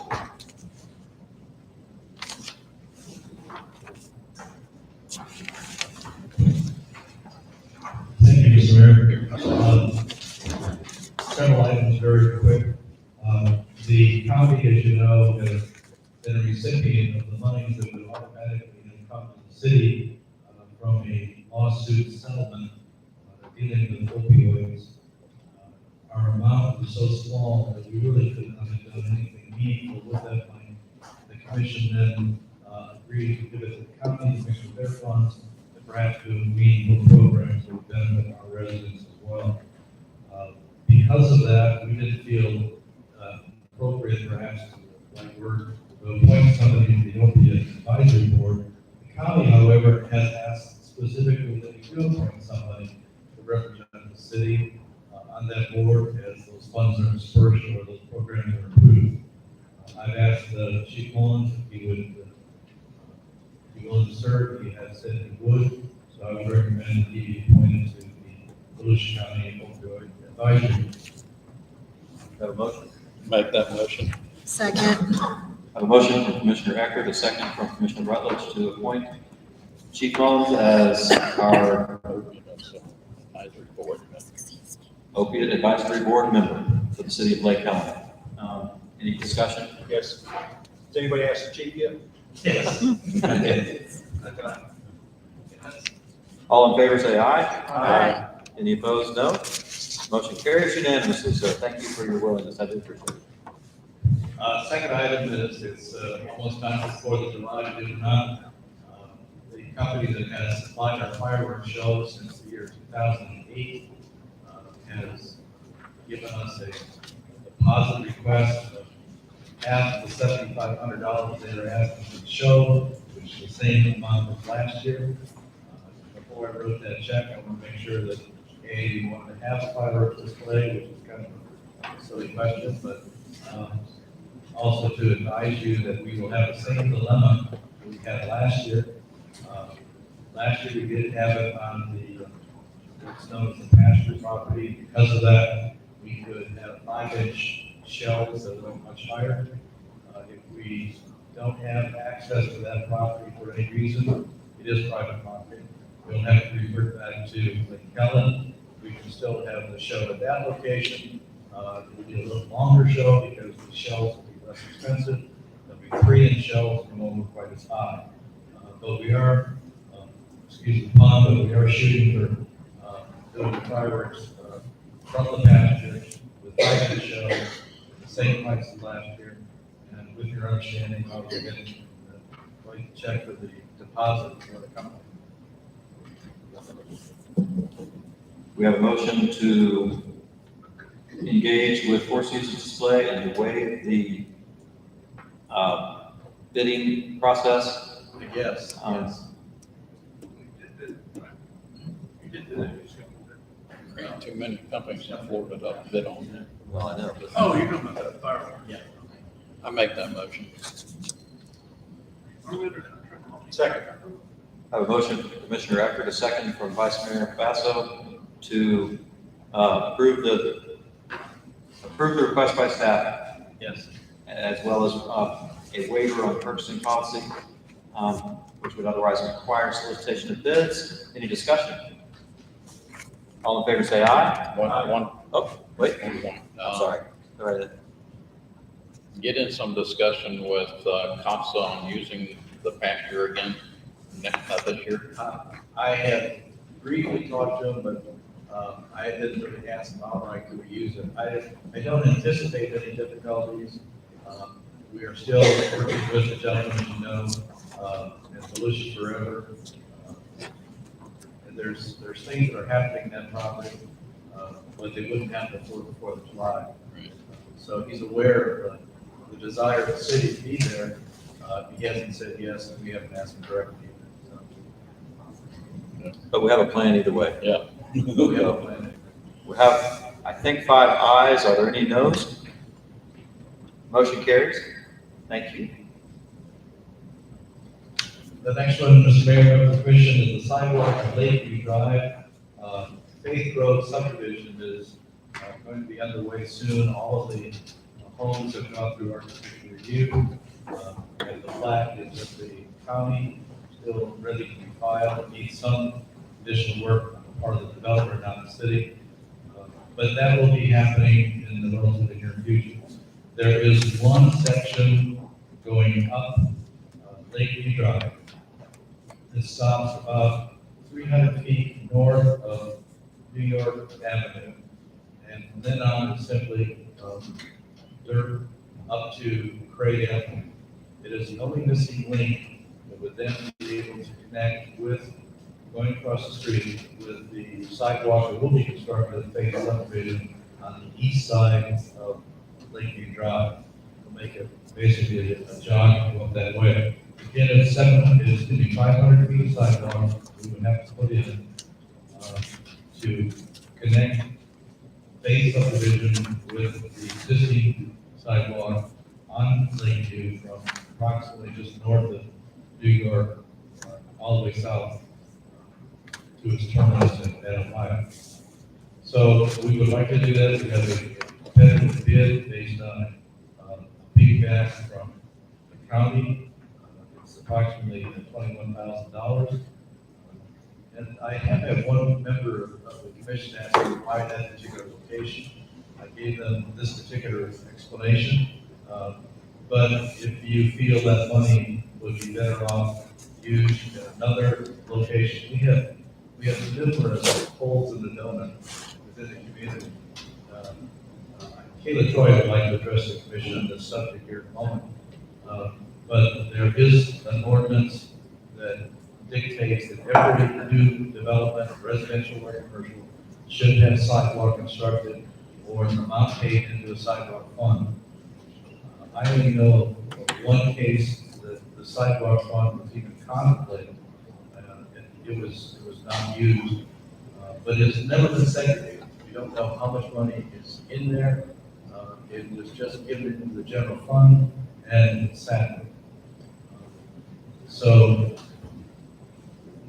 we need to start to fill in some of these missing holes in the donut. This one comes to my mind as being most appropriate, since we have a brand new subdivision with a sidewalk, and we will be able to complete all of Lakeview Drive in the process. We do have big holes in the development on Main Street and other locations around the community. We heard earlier about the Woods, which fortunately does have sidewalks and has even used easements to do that. We also, and it's not necessarily a really clear process how you go about it. It kind of has, each one has to be designed individually. As an example, on Lemon, we have 3 homes going up that will be constructed soon on 5-acre lots. The sidewalk right-of-way is only 3 feet wide, which is inadequate. So we're going to have the developer give us the adequate space for a 5-foot wide sidewalk all the way from Orange up to Privet. And then they will construct the sidewalk at their expense. And it will have to be rather cleverly designed because there's a couple of, at least 2 large oaks that we'll have to work around rather than take out. So to say that every lot needs to have a sidewalk is a very easy comment to make, but in many cases, it's going to have to be some unique situations of how those sidewalks are located legally and physically adjacent to the project. So anyway, the question today though is, we have a $21,000 bid to build sidewalk on North Lakeview from New York North, connecting with sidewalks that we constructed in Case Road subdivision. That's the recommendation of staff.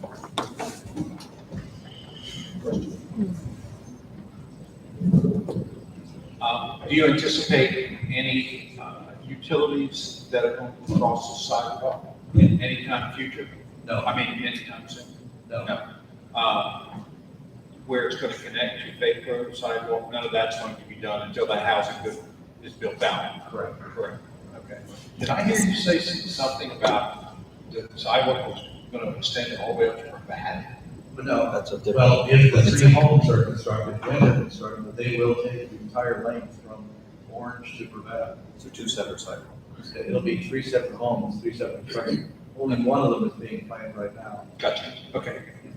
All right. But it will be a continuous sidewalk when all the roads are constructed.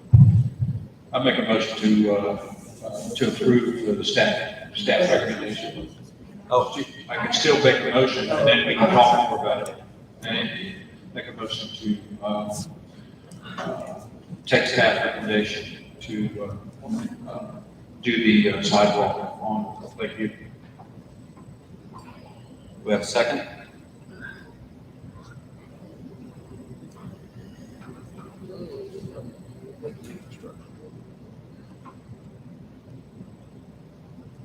Well, motion dies for lack of a second. Ms. Troy, would you like to address the commission? Please do. I also got a question about it. Nothing to talk about. Well, there is. Could you pass the microphone there, Scott? Thank you. Yeah. So I'm just hearing about $21,000 extra. Why would we do that? I thought we were kind of broke. And if we have $21,000, let's maybe take a little time and figure out the best place to put it.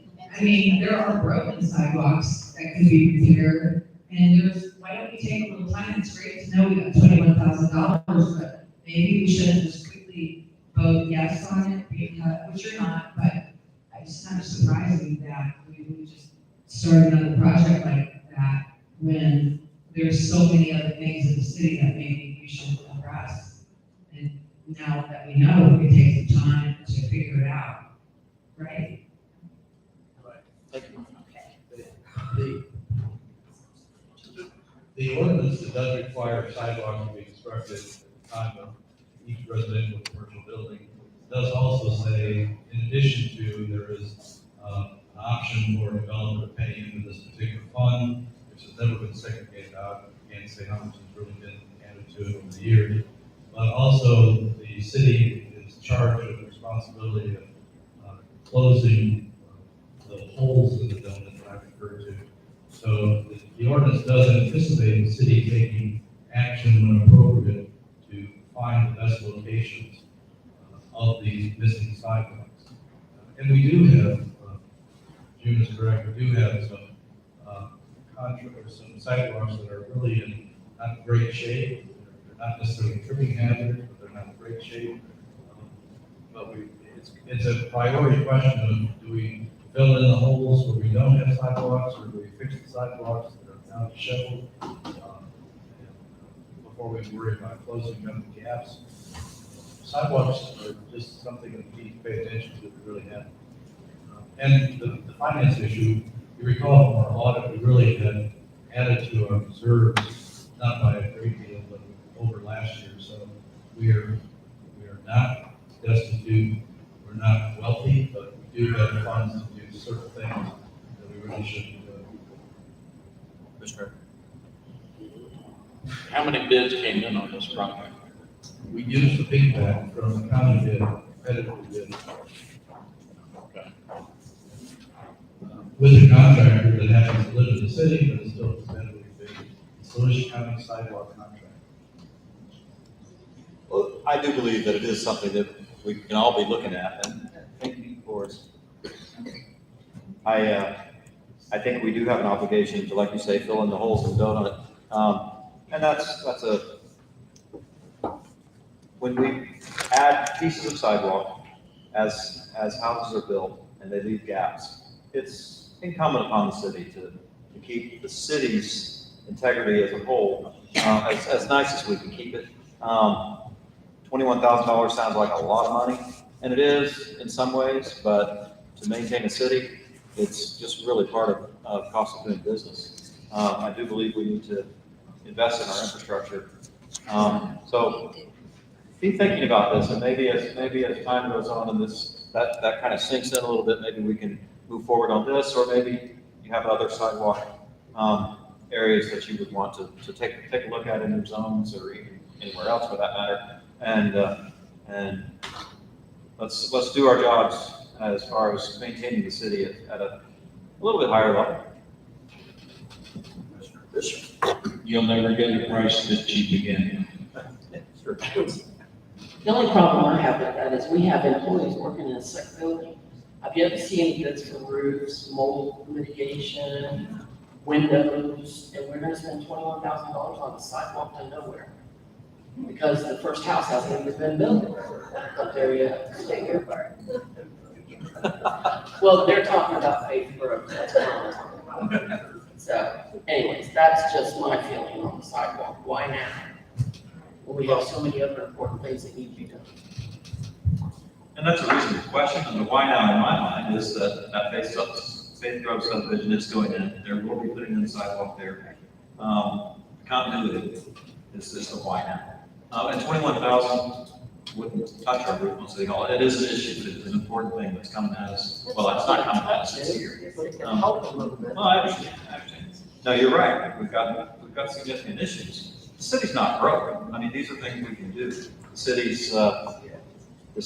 is, we need to spend some money on some infrastructure and also on some of our buildings and maintenance. There's no question. Yeah, if you don't mind. Sure, of course. Really quickly. I just have a quick comment about it. Why don't we fix what we have first? Let's focus on the things. If we have this $21,000 is burning a hole in our pocket, we need to spend it on sidewalks. Let's look around instead of adding more to the pot. If we need to take care of what we have first, that's just my mindset on it. Did I hear you say staff needs to send somebody out and bring us back a report on where all of these holes in No. the donut, so to speak, are at? No, I am not trying All to the direct current staff to do broken that. Sidewalks need to be repaired. Yeah, that's what I'm saying. Right. I mean, I'll be more than happy to drive around and point out some things and bring it back for the next meeting. But at this time, I'm not trying to, No, I think it's a good idea. I use mean, our employees to do that. Here's my thought I process. don't think we have enough employees. Because I'm integrally involved in the cost of concrete, the cost to do this, and the fact that these contracts get let annually, next year it will be higher, I guarantee it. The second thing is, I don't know the last time the city was sued because somebody tripped on a sidewalk or et cetera, et cetera. So we need to consider it. Now, I don't have a problem going and doing repair work first. I don't have a problem with that at all. And before we do that, we really should take a look at, okay, where are the worst case scenarios? And and take a, consistent approach to doing it. I don't want to ignore our infrastructure. The reason I put most on the table is because you guys know how I feel about our infrastructure, okay? And anyway, I don't want to beat a dead horse, but I would like to see a report back from staff that lists all these holes in the buildings. Do we have the staff to do that at this point? Because it's my understanding we still have a few positions in Public Works that need to be filled. It's a reasonable question. The question was from Commissioner Rutledge is, do we have the staff and in Public Works to put together a report like that? And I don't know, what do you think, Mr. It Administrator? seems that would take quite some time. I would think we could retain somebody on a limited time frame basis, perhaps for several days or a week, actually go out and literally walk up and down every street and delineate where you have no sidewalk, good sidewalk, or defective sidewalk, without infringing on our own people and distracting them from that thing. And it would be a good inventory because we have never had an inventory that I know like that. Where are we? I mean, I've told you that, we have lots of holes in the donuts, but that's just purely from my observation from the windshield. And we've all seen it, probably haven't even paid any attention to it because it's just the way it's always been in many cases for years and years and years. But it would be good to have that inventory of where we really are missing sidewalks, or we have bad sidewalks, and work on that list. I'll also add in the thought process here that we are growing. There are consistently houses being built in this city. Our income is growing based on that. We do have more money. We have more money in the budget this year than we did last year. And we do have the ARPA money still. We do have money and we do have an obligation to maintain the city. I don't want to always talk down the city about how poor we are, and never do anything because we don't want to spend money. We need to spend money to keep the city nice. It takes money to keep the city nice.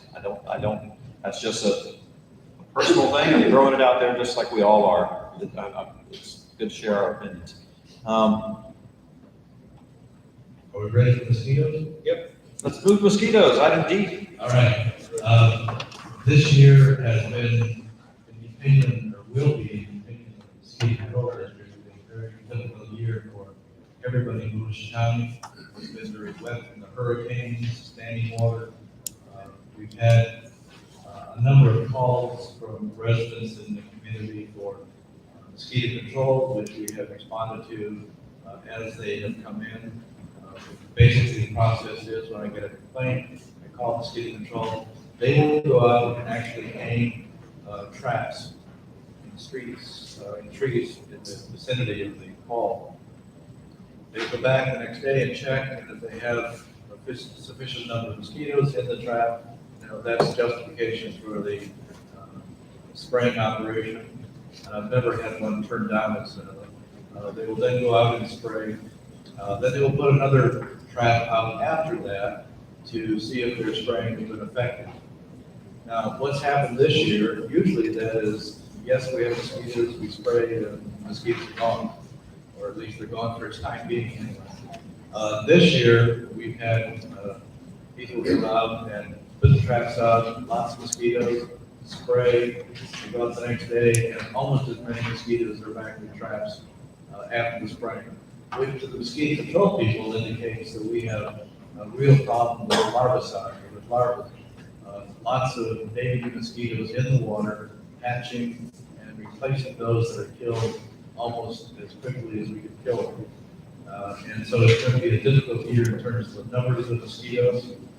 They have given various options to us how we can handle the situation. I have routinely called upon the district for spraying operations, which I think are relatively inexpensive, depending on the location and the amount of the city. We usually do half the city at a time. The cost is anywhere from $500 to $750, a relatively modest amount.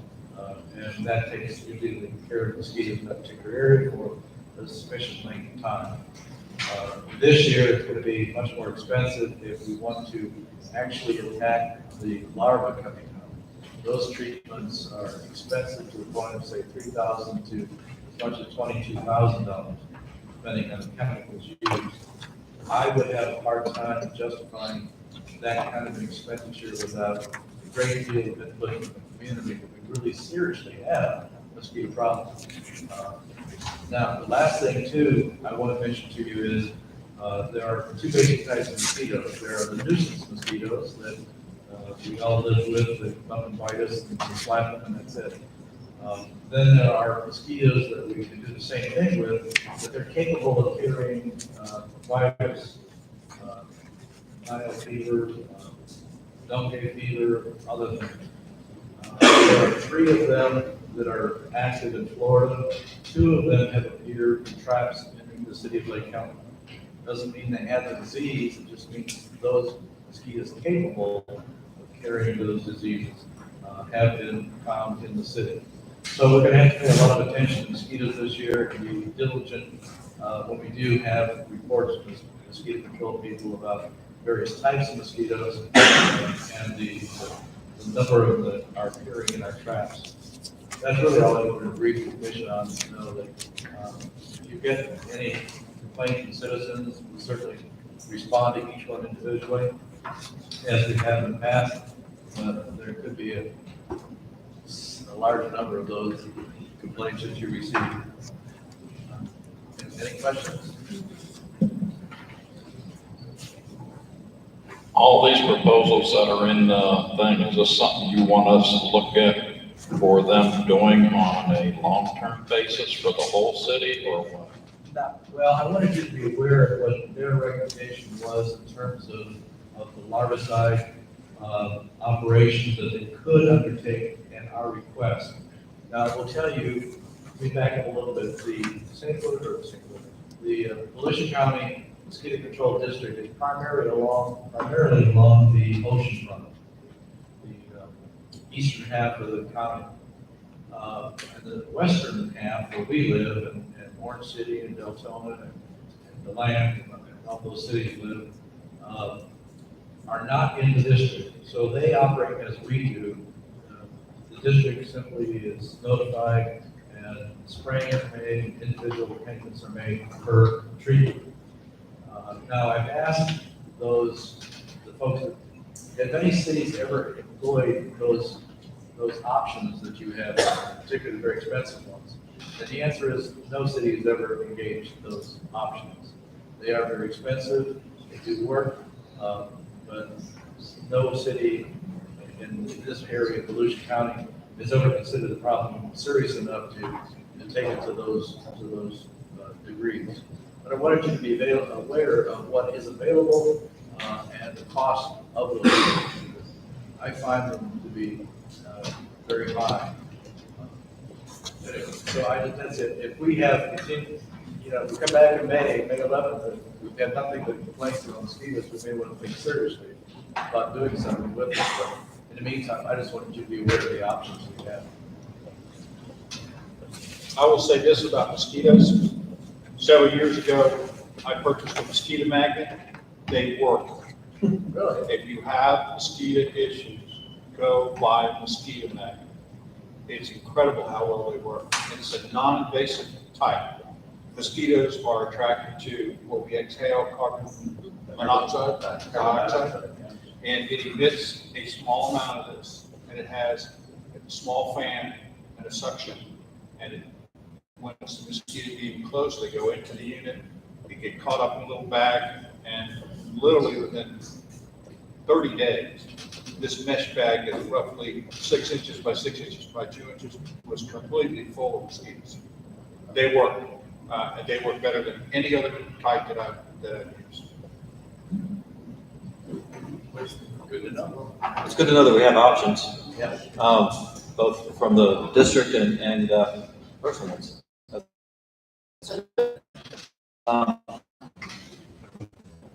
We're ready for the next topic? Next. Okay. Rehire an employee that was with us and resigned, Paul Hatfield.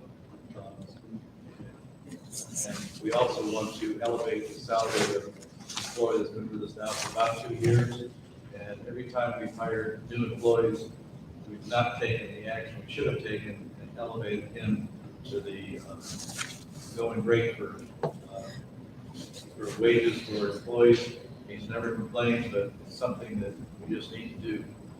That's Bob Hall is the person who needs to have his salary, really his hourly rate readjusted from $17 an hour to $20 an hour. And we need to have the approval to rehire Paul Hatfield, who was with us before and did serve honor. Do I have a motion? Make a motion that we I'll second, and Oh, and increase in lump sum. Okay, we're doing this. we have a motion from Commissioner Bishop, a second from Vice Mayor Basso to hire Paul Hatfield at the $20 per hour rate, and to increase Mr. Hall as well. So I have a motion and a second. Any discussion? Hearing none, call the question. All in favor say aye. Aye. Any opposed, say no. Hold on. Yeah, I'm trying to, this is the first, chance I've had to review it, as this was an addition that I wasn't aware of when I got my packet. So I just want to do a quick math, if you don't mind, before we move on. There is a retroactive clause I have in your packet that was done after the fact. The first distribution, we started raising everybody up as of October 1 of last year to $20. And as I said, for shame on us, we just never elevated Bob Hall into that same category, and he's been one of our most diligent, faithful employees. So your request from staff is that that raise be retroactive back to October 1 As I last year. recall, and Heather can do the numbers, but I think it's $3,000. Yes, that's what I'm coming up with as well. Thank you for confirming that.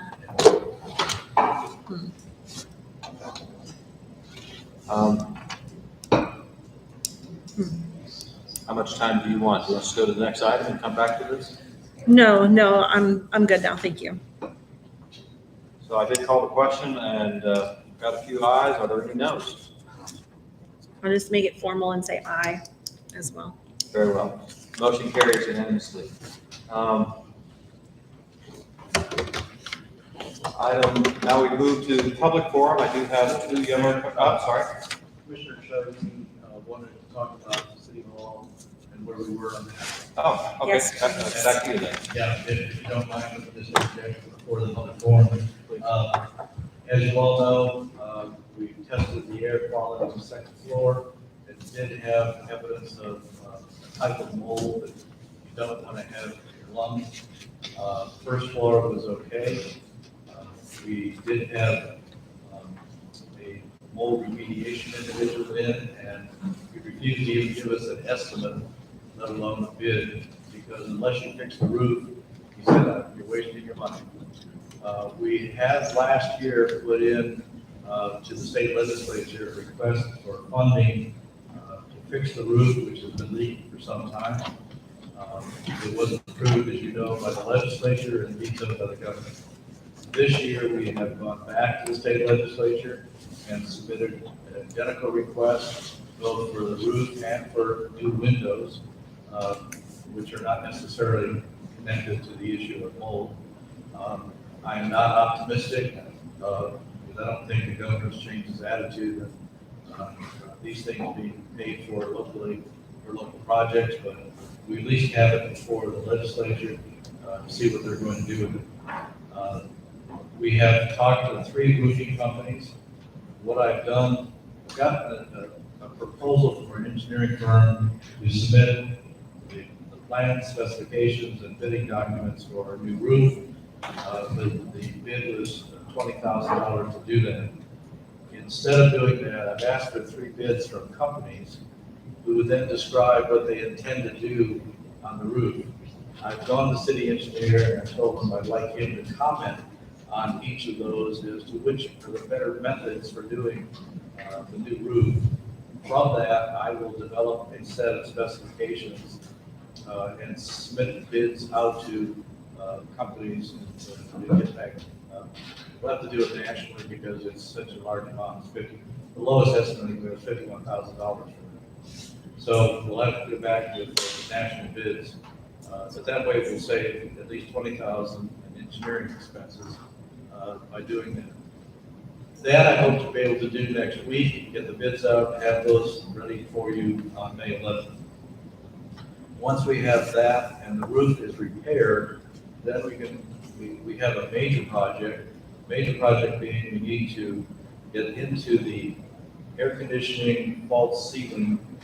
The council chambers has false ceiling. What you look at, you look up, isn't the ceiling, it's the ceiling is constructed to hide the air conditioning ducts that were constructed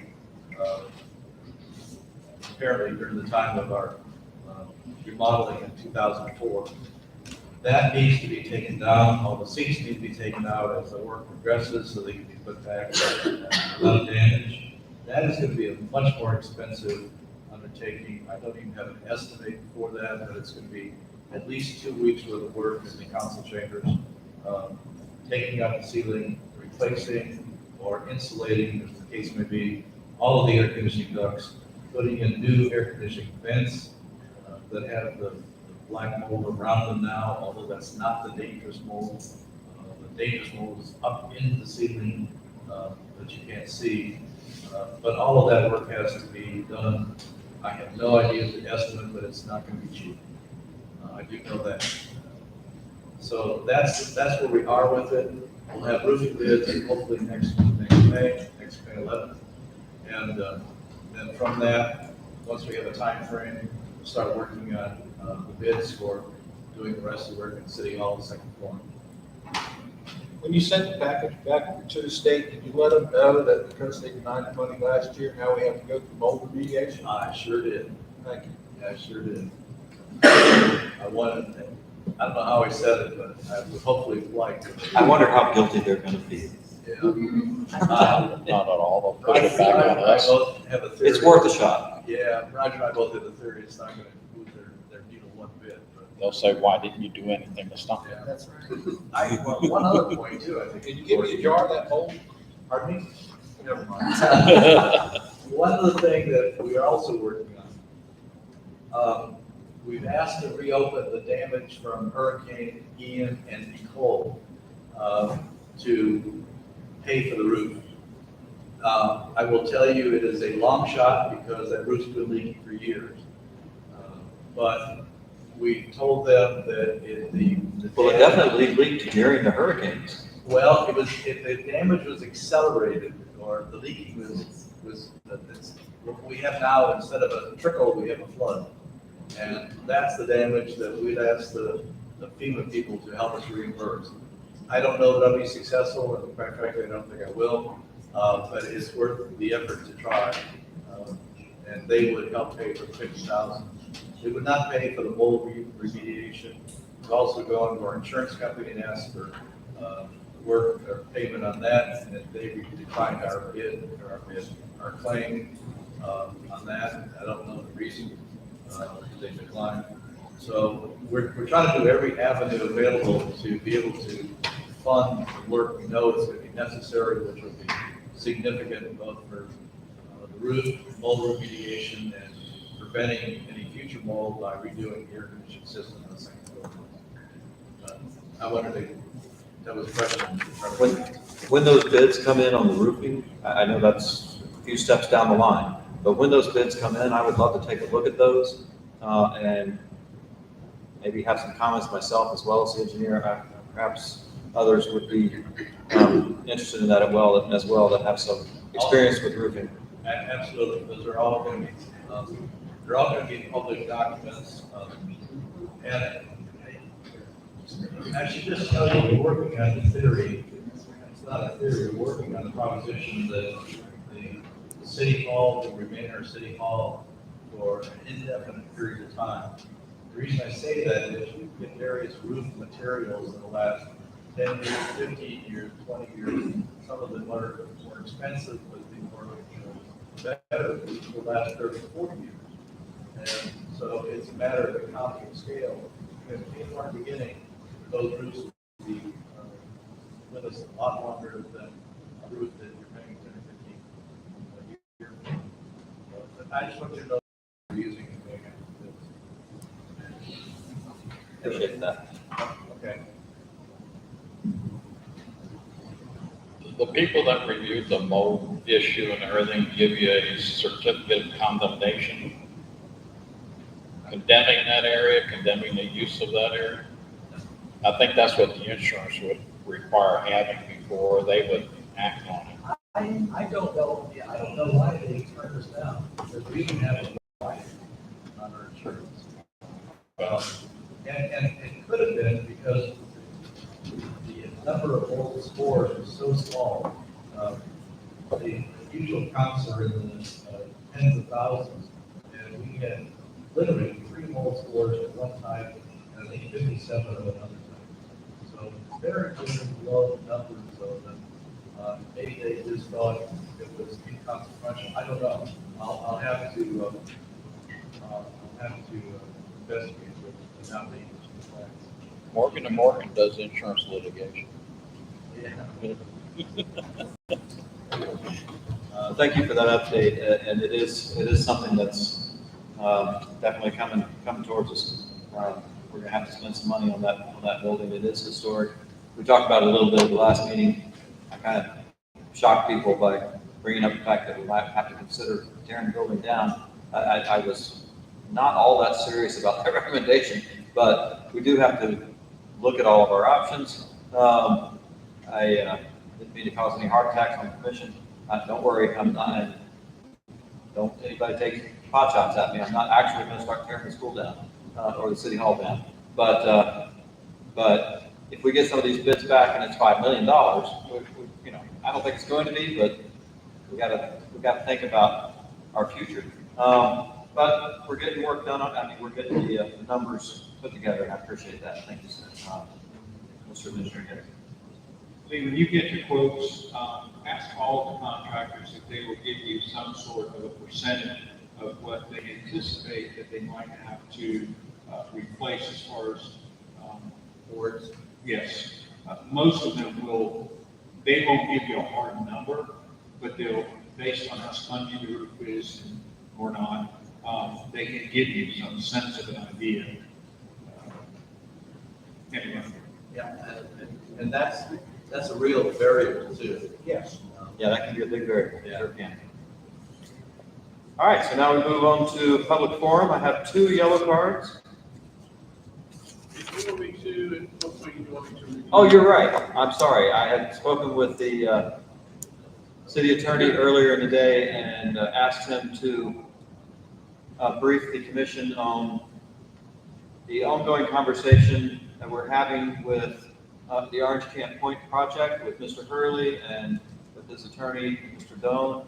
I've had a couple of conversations personally with Mr. Hurley, which weren't very substantive, mostly just asking us to schedule additional commission meetings, workshops, special meetings.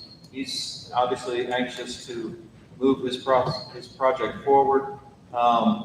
We had a conference call today with myself, mostly just there to listen, but with the 2 attorneys and the city administrator. And I'll let you bring us up to speed on most of it. But there's a new law coming down that's been passed through the legislature and signed by the governor. It will take effect July 1st, and there's, obviously it's very new. There's some questions about it. I was unaware of it, but the attorneys obviously are not. So Mr. Simpson offered to bring whole commission up to speed as to where we are and what might be coming at us. So thank you very much. There was a new law passed, signed by the governor, in the March, maybe very beginning of April. It deals with affordable housing. And basically what it says, what? Yeah, bring them up a little closer. Basically deals with affordable housing. So basically what it says is that any property in our city that is zoned for commercial or industrial or mixed use, the owner has a right to put multifamily on that property. And they have the right to the maximum residential density that the city allows within its jurisdiction. It can go to the height that the city has approved within 1 mile of the site, which really isn't an issue because that should be one camp project that probably has an item approved height in a jurisdiction. But it's conditioned on the developer putting in 40% of the residential units have to be affordable housing. This right is not something that you have a vote on. This has to be administratively approved. Now, the developer has to still comply with all the other regulations we have in the city, but the state has in essence preempted the issue of land use, density, and height as it relates to multifamily if they require affordable housing. If they need affordable housing requirements. The one thing that helps Lake County with this is if there's a provision that says that there is less than 20% of the land is zoned in our jurisdiction for commercial and land use, that we can require this to be a mixed-use project. But under the code, under the state law, it says a mixed-use project has to have 65, at least 65% residential on the property, which is done. Our code does not allow residential on this property, it's commercial. The state just told us we have to allow residential. But the extent to which we have to allow residential is based on our regulations. So currently what we're doing is I want to determine what is the maximum residential density to make sure we're clear on what the maximum residential density is in our city. The other question, these are email that's sent to staff, including our planner, is does our regulations allow for the, we refer to as transfer development that Mr. Hurley showed at the workshop we're at, 16 acres were residential, and there was the land that was, let's say the maximum is 6 units per acre. Can Mr. Hurley say, well, the entire site is 36 acres, and so I take 6 times 36, and that's how many residential units I can build on the 16 acres where I have the residential. There's provisions in the code which I don't think allow that. It says that the density is calculated based on the area used for the residential project. So if we clearly separate the residential and commercial as is in the kind of general drawing that was shown, I'm not sure that they could do that. We need a clarification to make sure his staff is on agreement of what our code says. There also is a question of what is mixed use. They have a percentage in the law, 65-35%. But within our code, we describe mixed use project, especially with comprehensive plan about interconnectivity and things like that. So we're still looking at what rights Mr. Hurley would have to the extent of Mr. Hurley's rights to build residential on this property. If we are not, don't come to some other, mutually acceptable development between now and July 1st, what are his options under this new state law? Basically, the state, we have said, look, our code doesn't allow you to have residential there, well, the state just trumped us. They just said, well, we're going to force residential. So now we have to accept whatever he's entitled to under state law, given what our regulations say. So we're trying to figure out exactly what would our regulations allow in terms of something. If we don't come to an agreement with Mr. Hurley on the mutually acceptable development, what could he, in essence, mandate under the law, under this new law? And so we're exploring that enough we move. Because now, before, it was a legislative concerns about converting to affordable housing, quality of the type of construction that goes in there, and the state just over took charge. You know, they passed a law mandated that we're going to say they have a right to put multifamily there, and they have to have 40% of it has to be affordable housing. What that results in as a project, we don't know. I don't know if it'll be a viable project that you could build under our regulations, what the state says that he's allowed to do. But he certainly has now greater rights to build residential there than existed before the state thought. But we will update you as soon as we get our official interpretation of what our comp plan and land development regulations will look. So if you have any questions. Are there any questions for the city attorney? Sorry. This is one of the things I was concerned. What's that? This was exactly one of the things that I was concerned with. I've never seen anything with the state doing this. You may have something that is not ideally what we'd like, but all of a sudden, something goes in there that we really don't like, and we have an opportunity to do something different. Shame on us. Didn't the state law still hold, the new one still hold true to the city if there's no zoning for any type of residential in there, that they would still hold true to that this is only for those people that have a commercial or industrial area that also allows residential to be in it? No. It's commercial zoning, industrial zoning, or mixed use zoning too, so it's three, covers all three.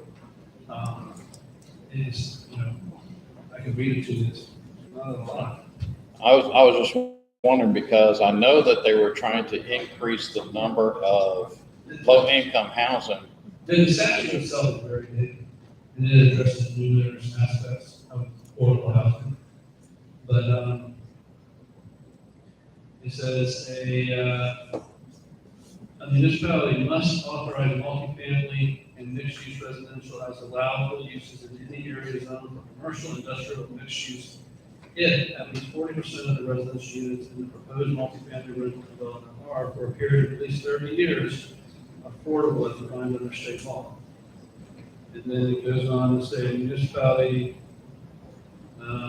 may not restrict the density of the proposed development authorized under this subsection below the highest allowed density on any land in the municipality where residential development is allowed. A municipality may not restrict the height of a proposed development authorized under this subsection below the highest currently allowed height for a commercial or residential development located in its jurisdiction within 1 mile of the proposed development, or 3 stories, whichever is higher. And the proposed development authorized must be administratively approved, and no further action by the governing body of the municipality is required if the development satisfies the land development regulations of the multifamily development areas and is otherwise consistent with the comprehensive plan with the exception of density height land use, which they grant. And it goes on to say municipality that designates less than 20% of the land area within its jurisdiction for commercial and industrial use must authorize a proposed multifamily development as provided in this section in areas zoned commercial or industrial use only if the proposed multifamily development is mixed-use residential. So that's the part that gives us the ability to say, because we're under 20%, since this is commercial, we can require that there be mixed use in there. So, Could you name that statute for us? well, what I can do is probably easier if I send you the bill. It's a very large bill. I briefly looked at it, but I can't quite remember where I found it, Okay, if you don't the mind. bill or the statute section that I just read to you from. Let's see.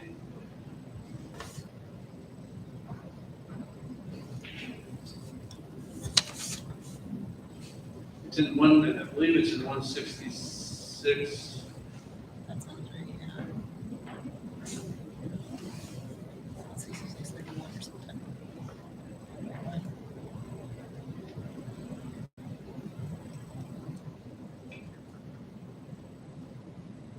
Scroll off of it, doesn't let me get you the statute number, the bill number. Find it, like I said, it's a very large bill. Yeah, I do have a blue card from Danielle Hatcham. If you would like to go ahead and speak on this. While you're looking for that, if you could turn the mic over to Ms. Hatcham. Legacy's list. Right, yeah, I can't quite remember. Hi, Danielle Hagstrom, 291 South Euclid Avenue. I didn't realize we'd be discussing this particular topic tonight, but I had an email that I proposed, hadn't sent yet. But I wasn't able to make it to the workshop. I understand there's a second workshop coming about the Orange Camp Point property. But I would like to let everyone know of an idea that I went down to Lakeland a few months ago and visited Bonnet Springs Park. I don't know if any of you are familiar with it, but it's an amazing green space that was just amazing. And I thought that this could be an amazing opportunity for Lakeland to provide something like this to the community. Now, it's not just a green space, okay?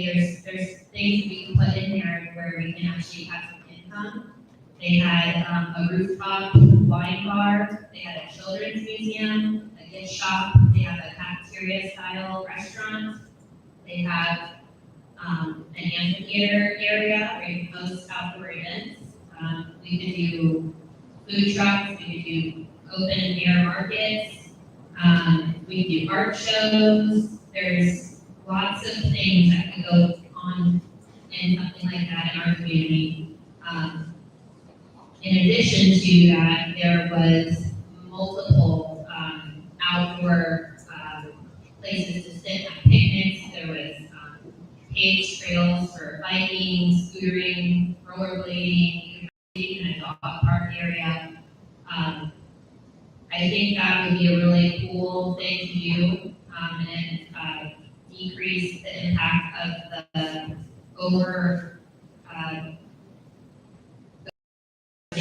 with a lot of these high-density homes that are going in all along I-4. It's just a matter of time before we need something like that. There's a lot of residents going in down Orange Camp, 472, and it's just a matter of time before there's nothing left. And I think that would be something that the community really enjoy. And I think that you guys should check it out online. We have a good Instagram to check out what they offer. Bonnet Springs Park. Bonnet Springs? Yeah. Thank you, Ms. Hatcham. Were you able to find that citation? Or not citation, but Yeah, it's actually in Florida statute 166.04151(7)A is the new additional language that went in. And the statute, the new bill is very large. This is just one aspect of it, but it all seems to be addressing various aspects of affordable housing.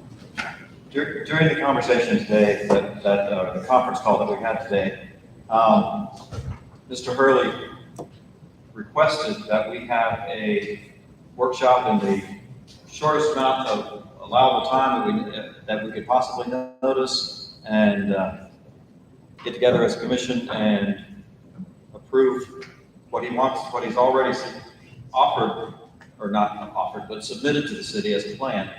That was his request, that this commission do that. The commission, however, has voted not to approve it.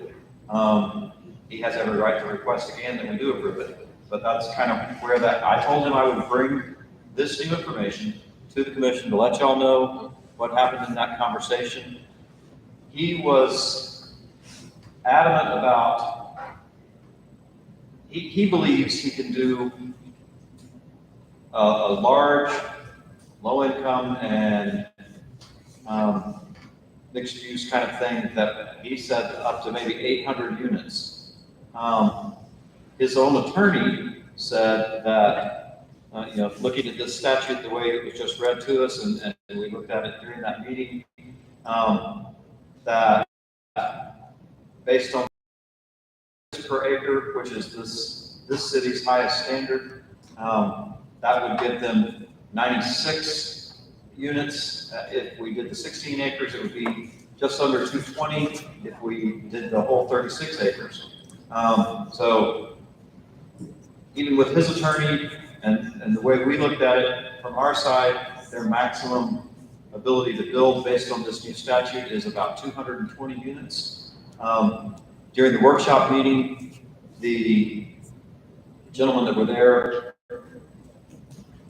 saying what market there is available for apartments, really, they said during that meeting that about 300 units was as small an amount as anyone or any developer would want to do, would be about 300 apartment units. When we were talking about that, it didn't include at all any concept for low income. That was just the housing, or excuse me, apartment we were looking at without low income being a part of that at all. So they were not going to come down below 300 or much below it at all, with it not even having a low income component.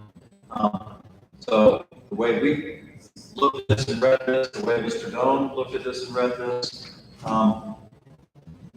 didn't show the ability really for them to do this realistically at all, the way I was hearing the conversation go.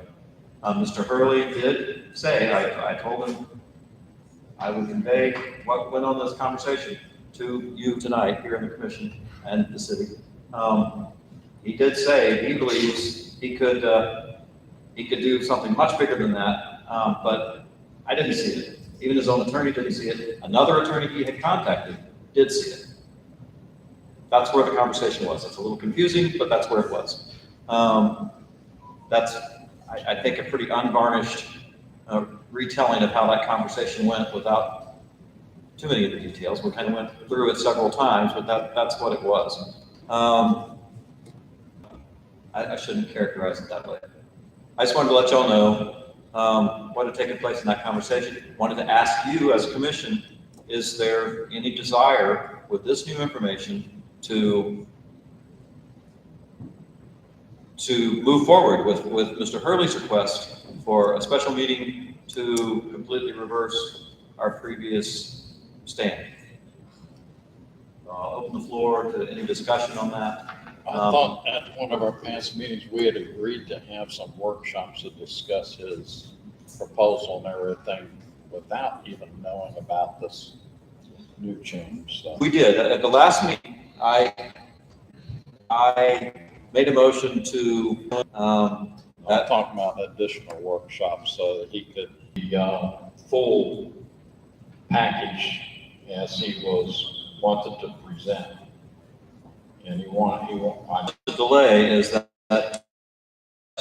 a change of, I'm not sure, of approach from Mr. Hurley.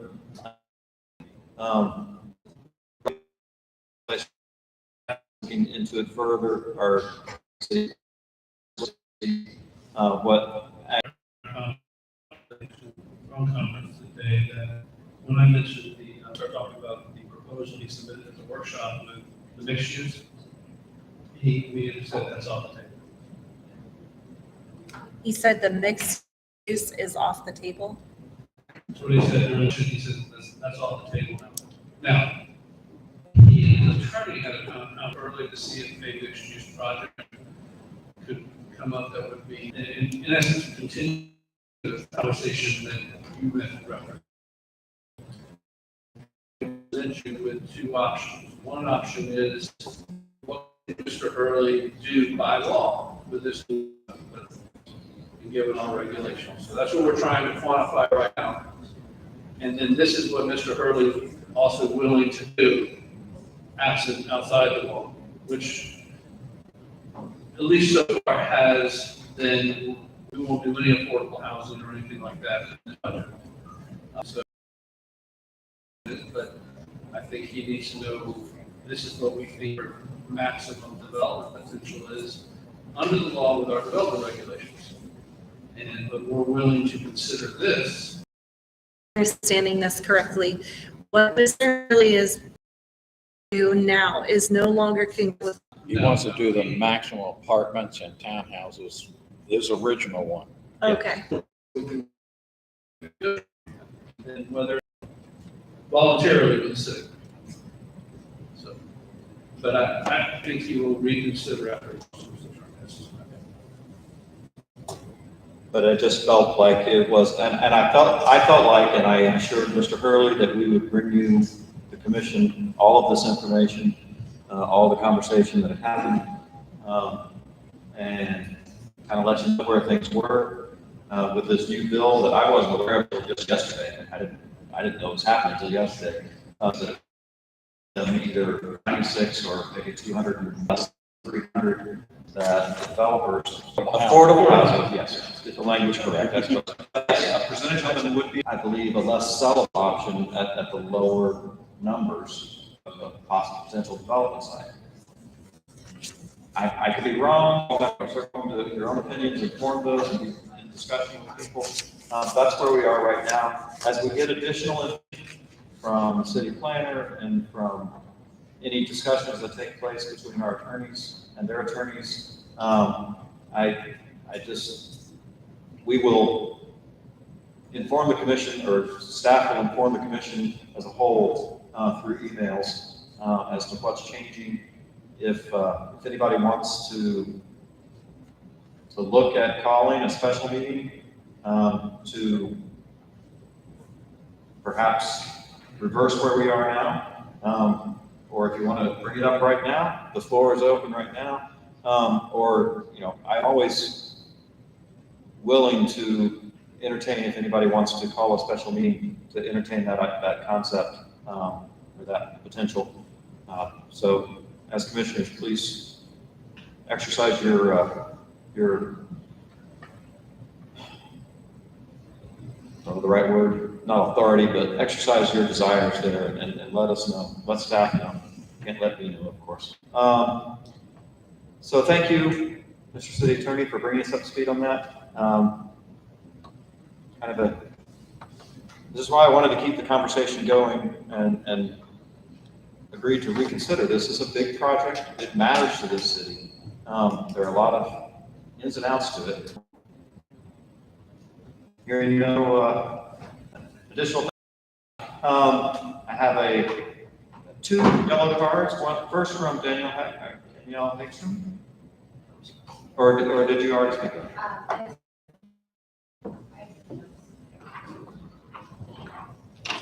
I guess this. And address for the record. Just reading plan, I just wanted to bring back to the commission, to keep our comp plan, our future plan for the city that we all live in. It is also of paramount importance that the city is the development, the city has chosen and tactically take an approach that maintains the existing character of the city and the lifestyle goals and talent being assimilated into the faceless, homogeneous for us. So we really need to not leave her under the comp plan and remind everyone of that. Of course, and Mr. Hurley, we're trying to keep the community up. Because as I said, we want to. Yes, I said, our comp plan statement and everything in there was the city's vision, and that's what we have to fight against. So, As to who gets to make these decisions. It does make big homework. It does make big calls. Listen more than you might think. And Todd,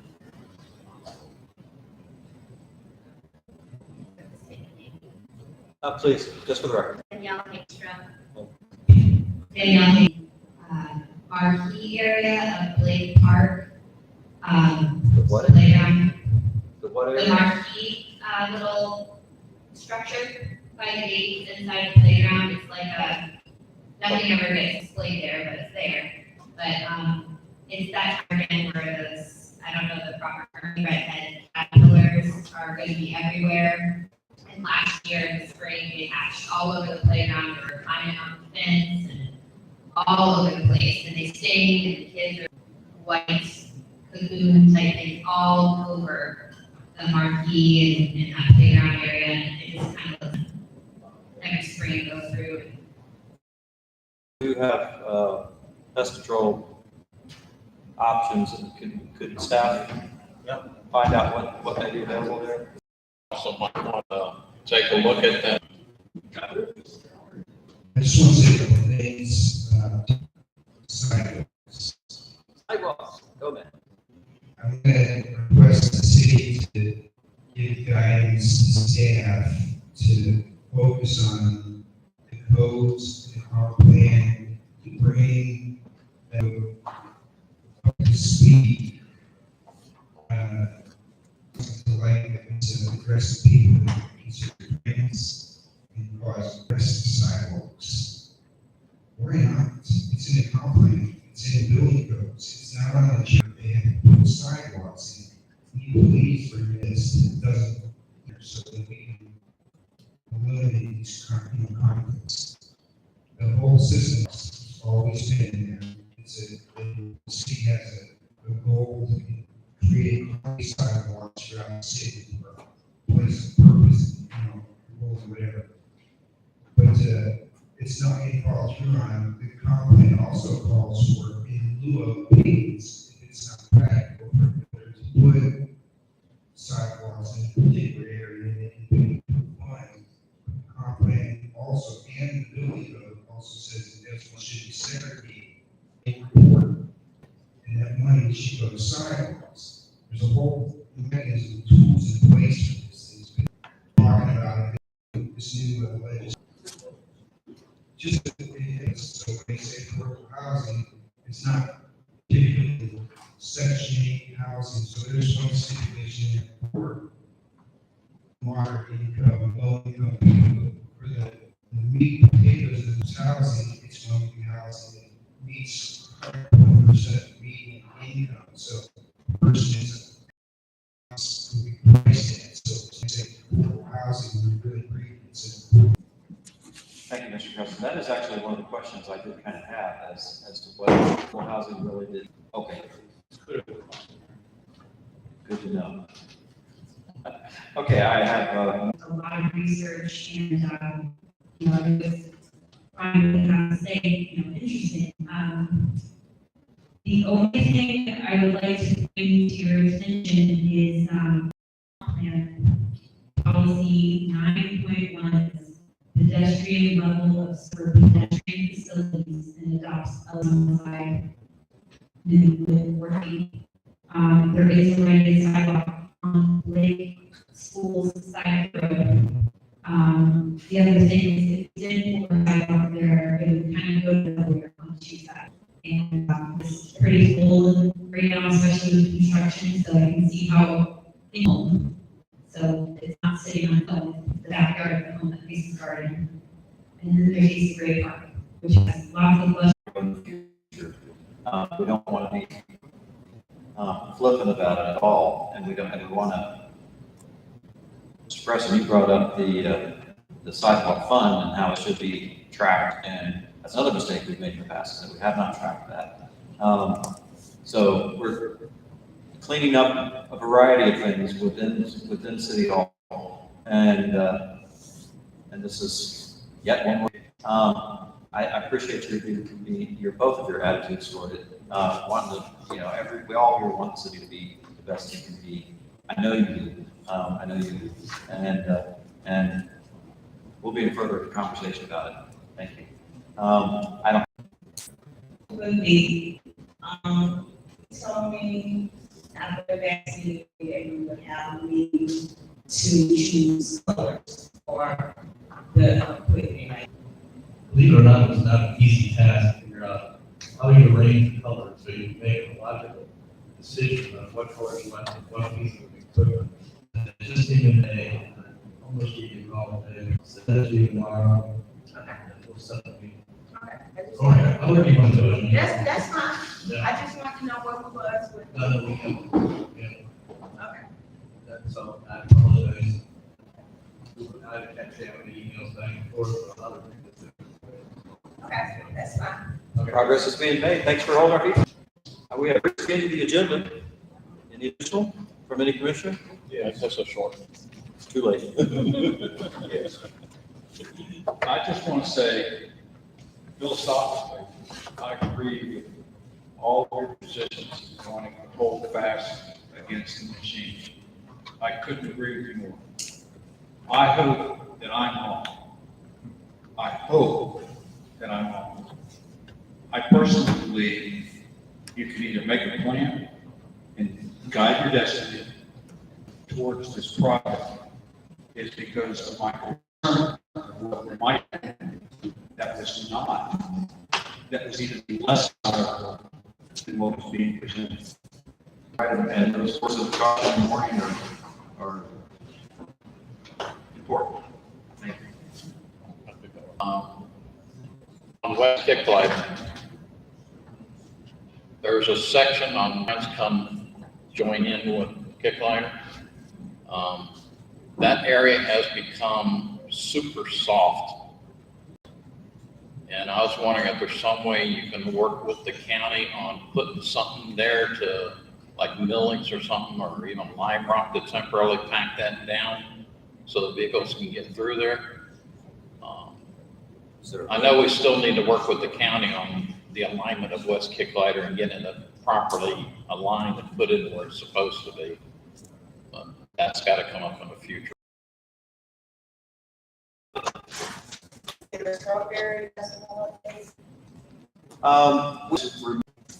Flow of people that, they ironed out on the fly. It was the first time we've done.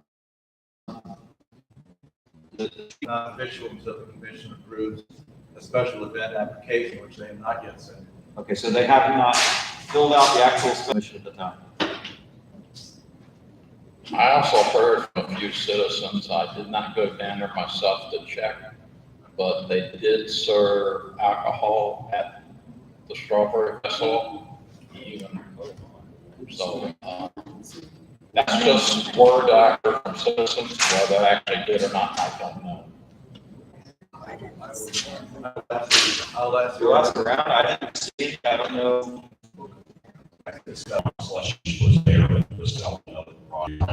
They probably came up. Just, sir. Thank you. We're interviewing 2 people next week. Perfect.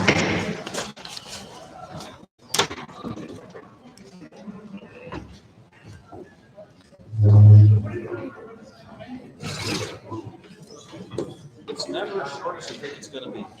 Thank you.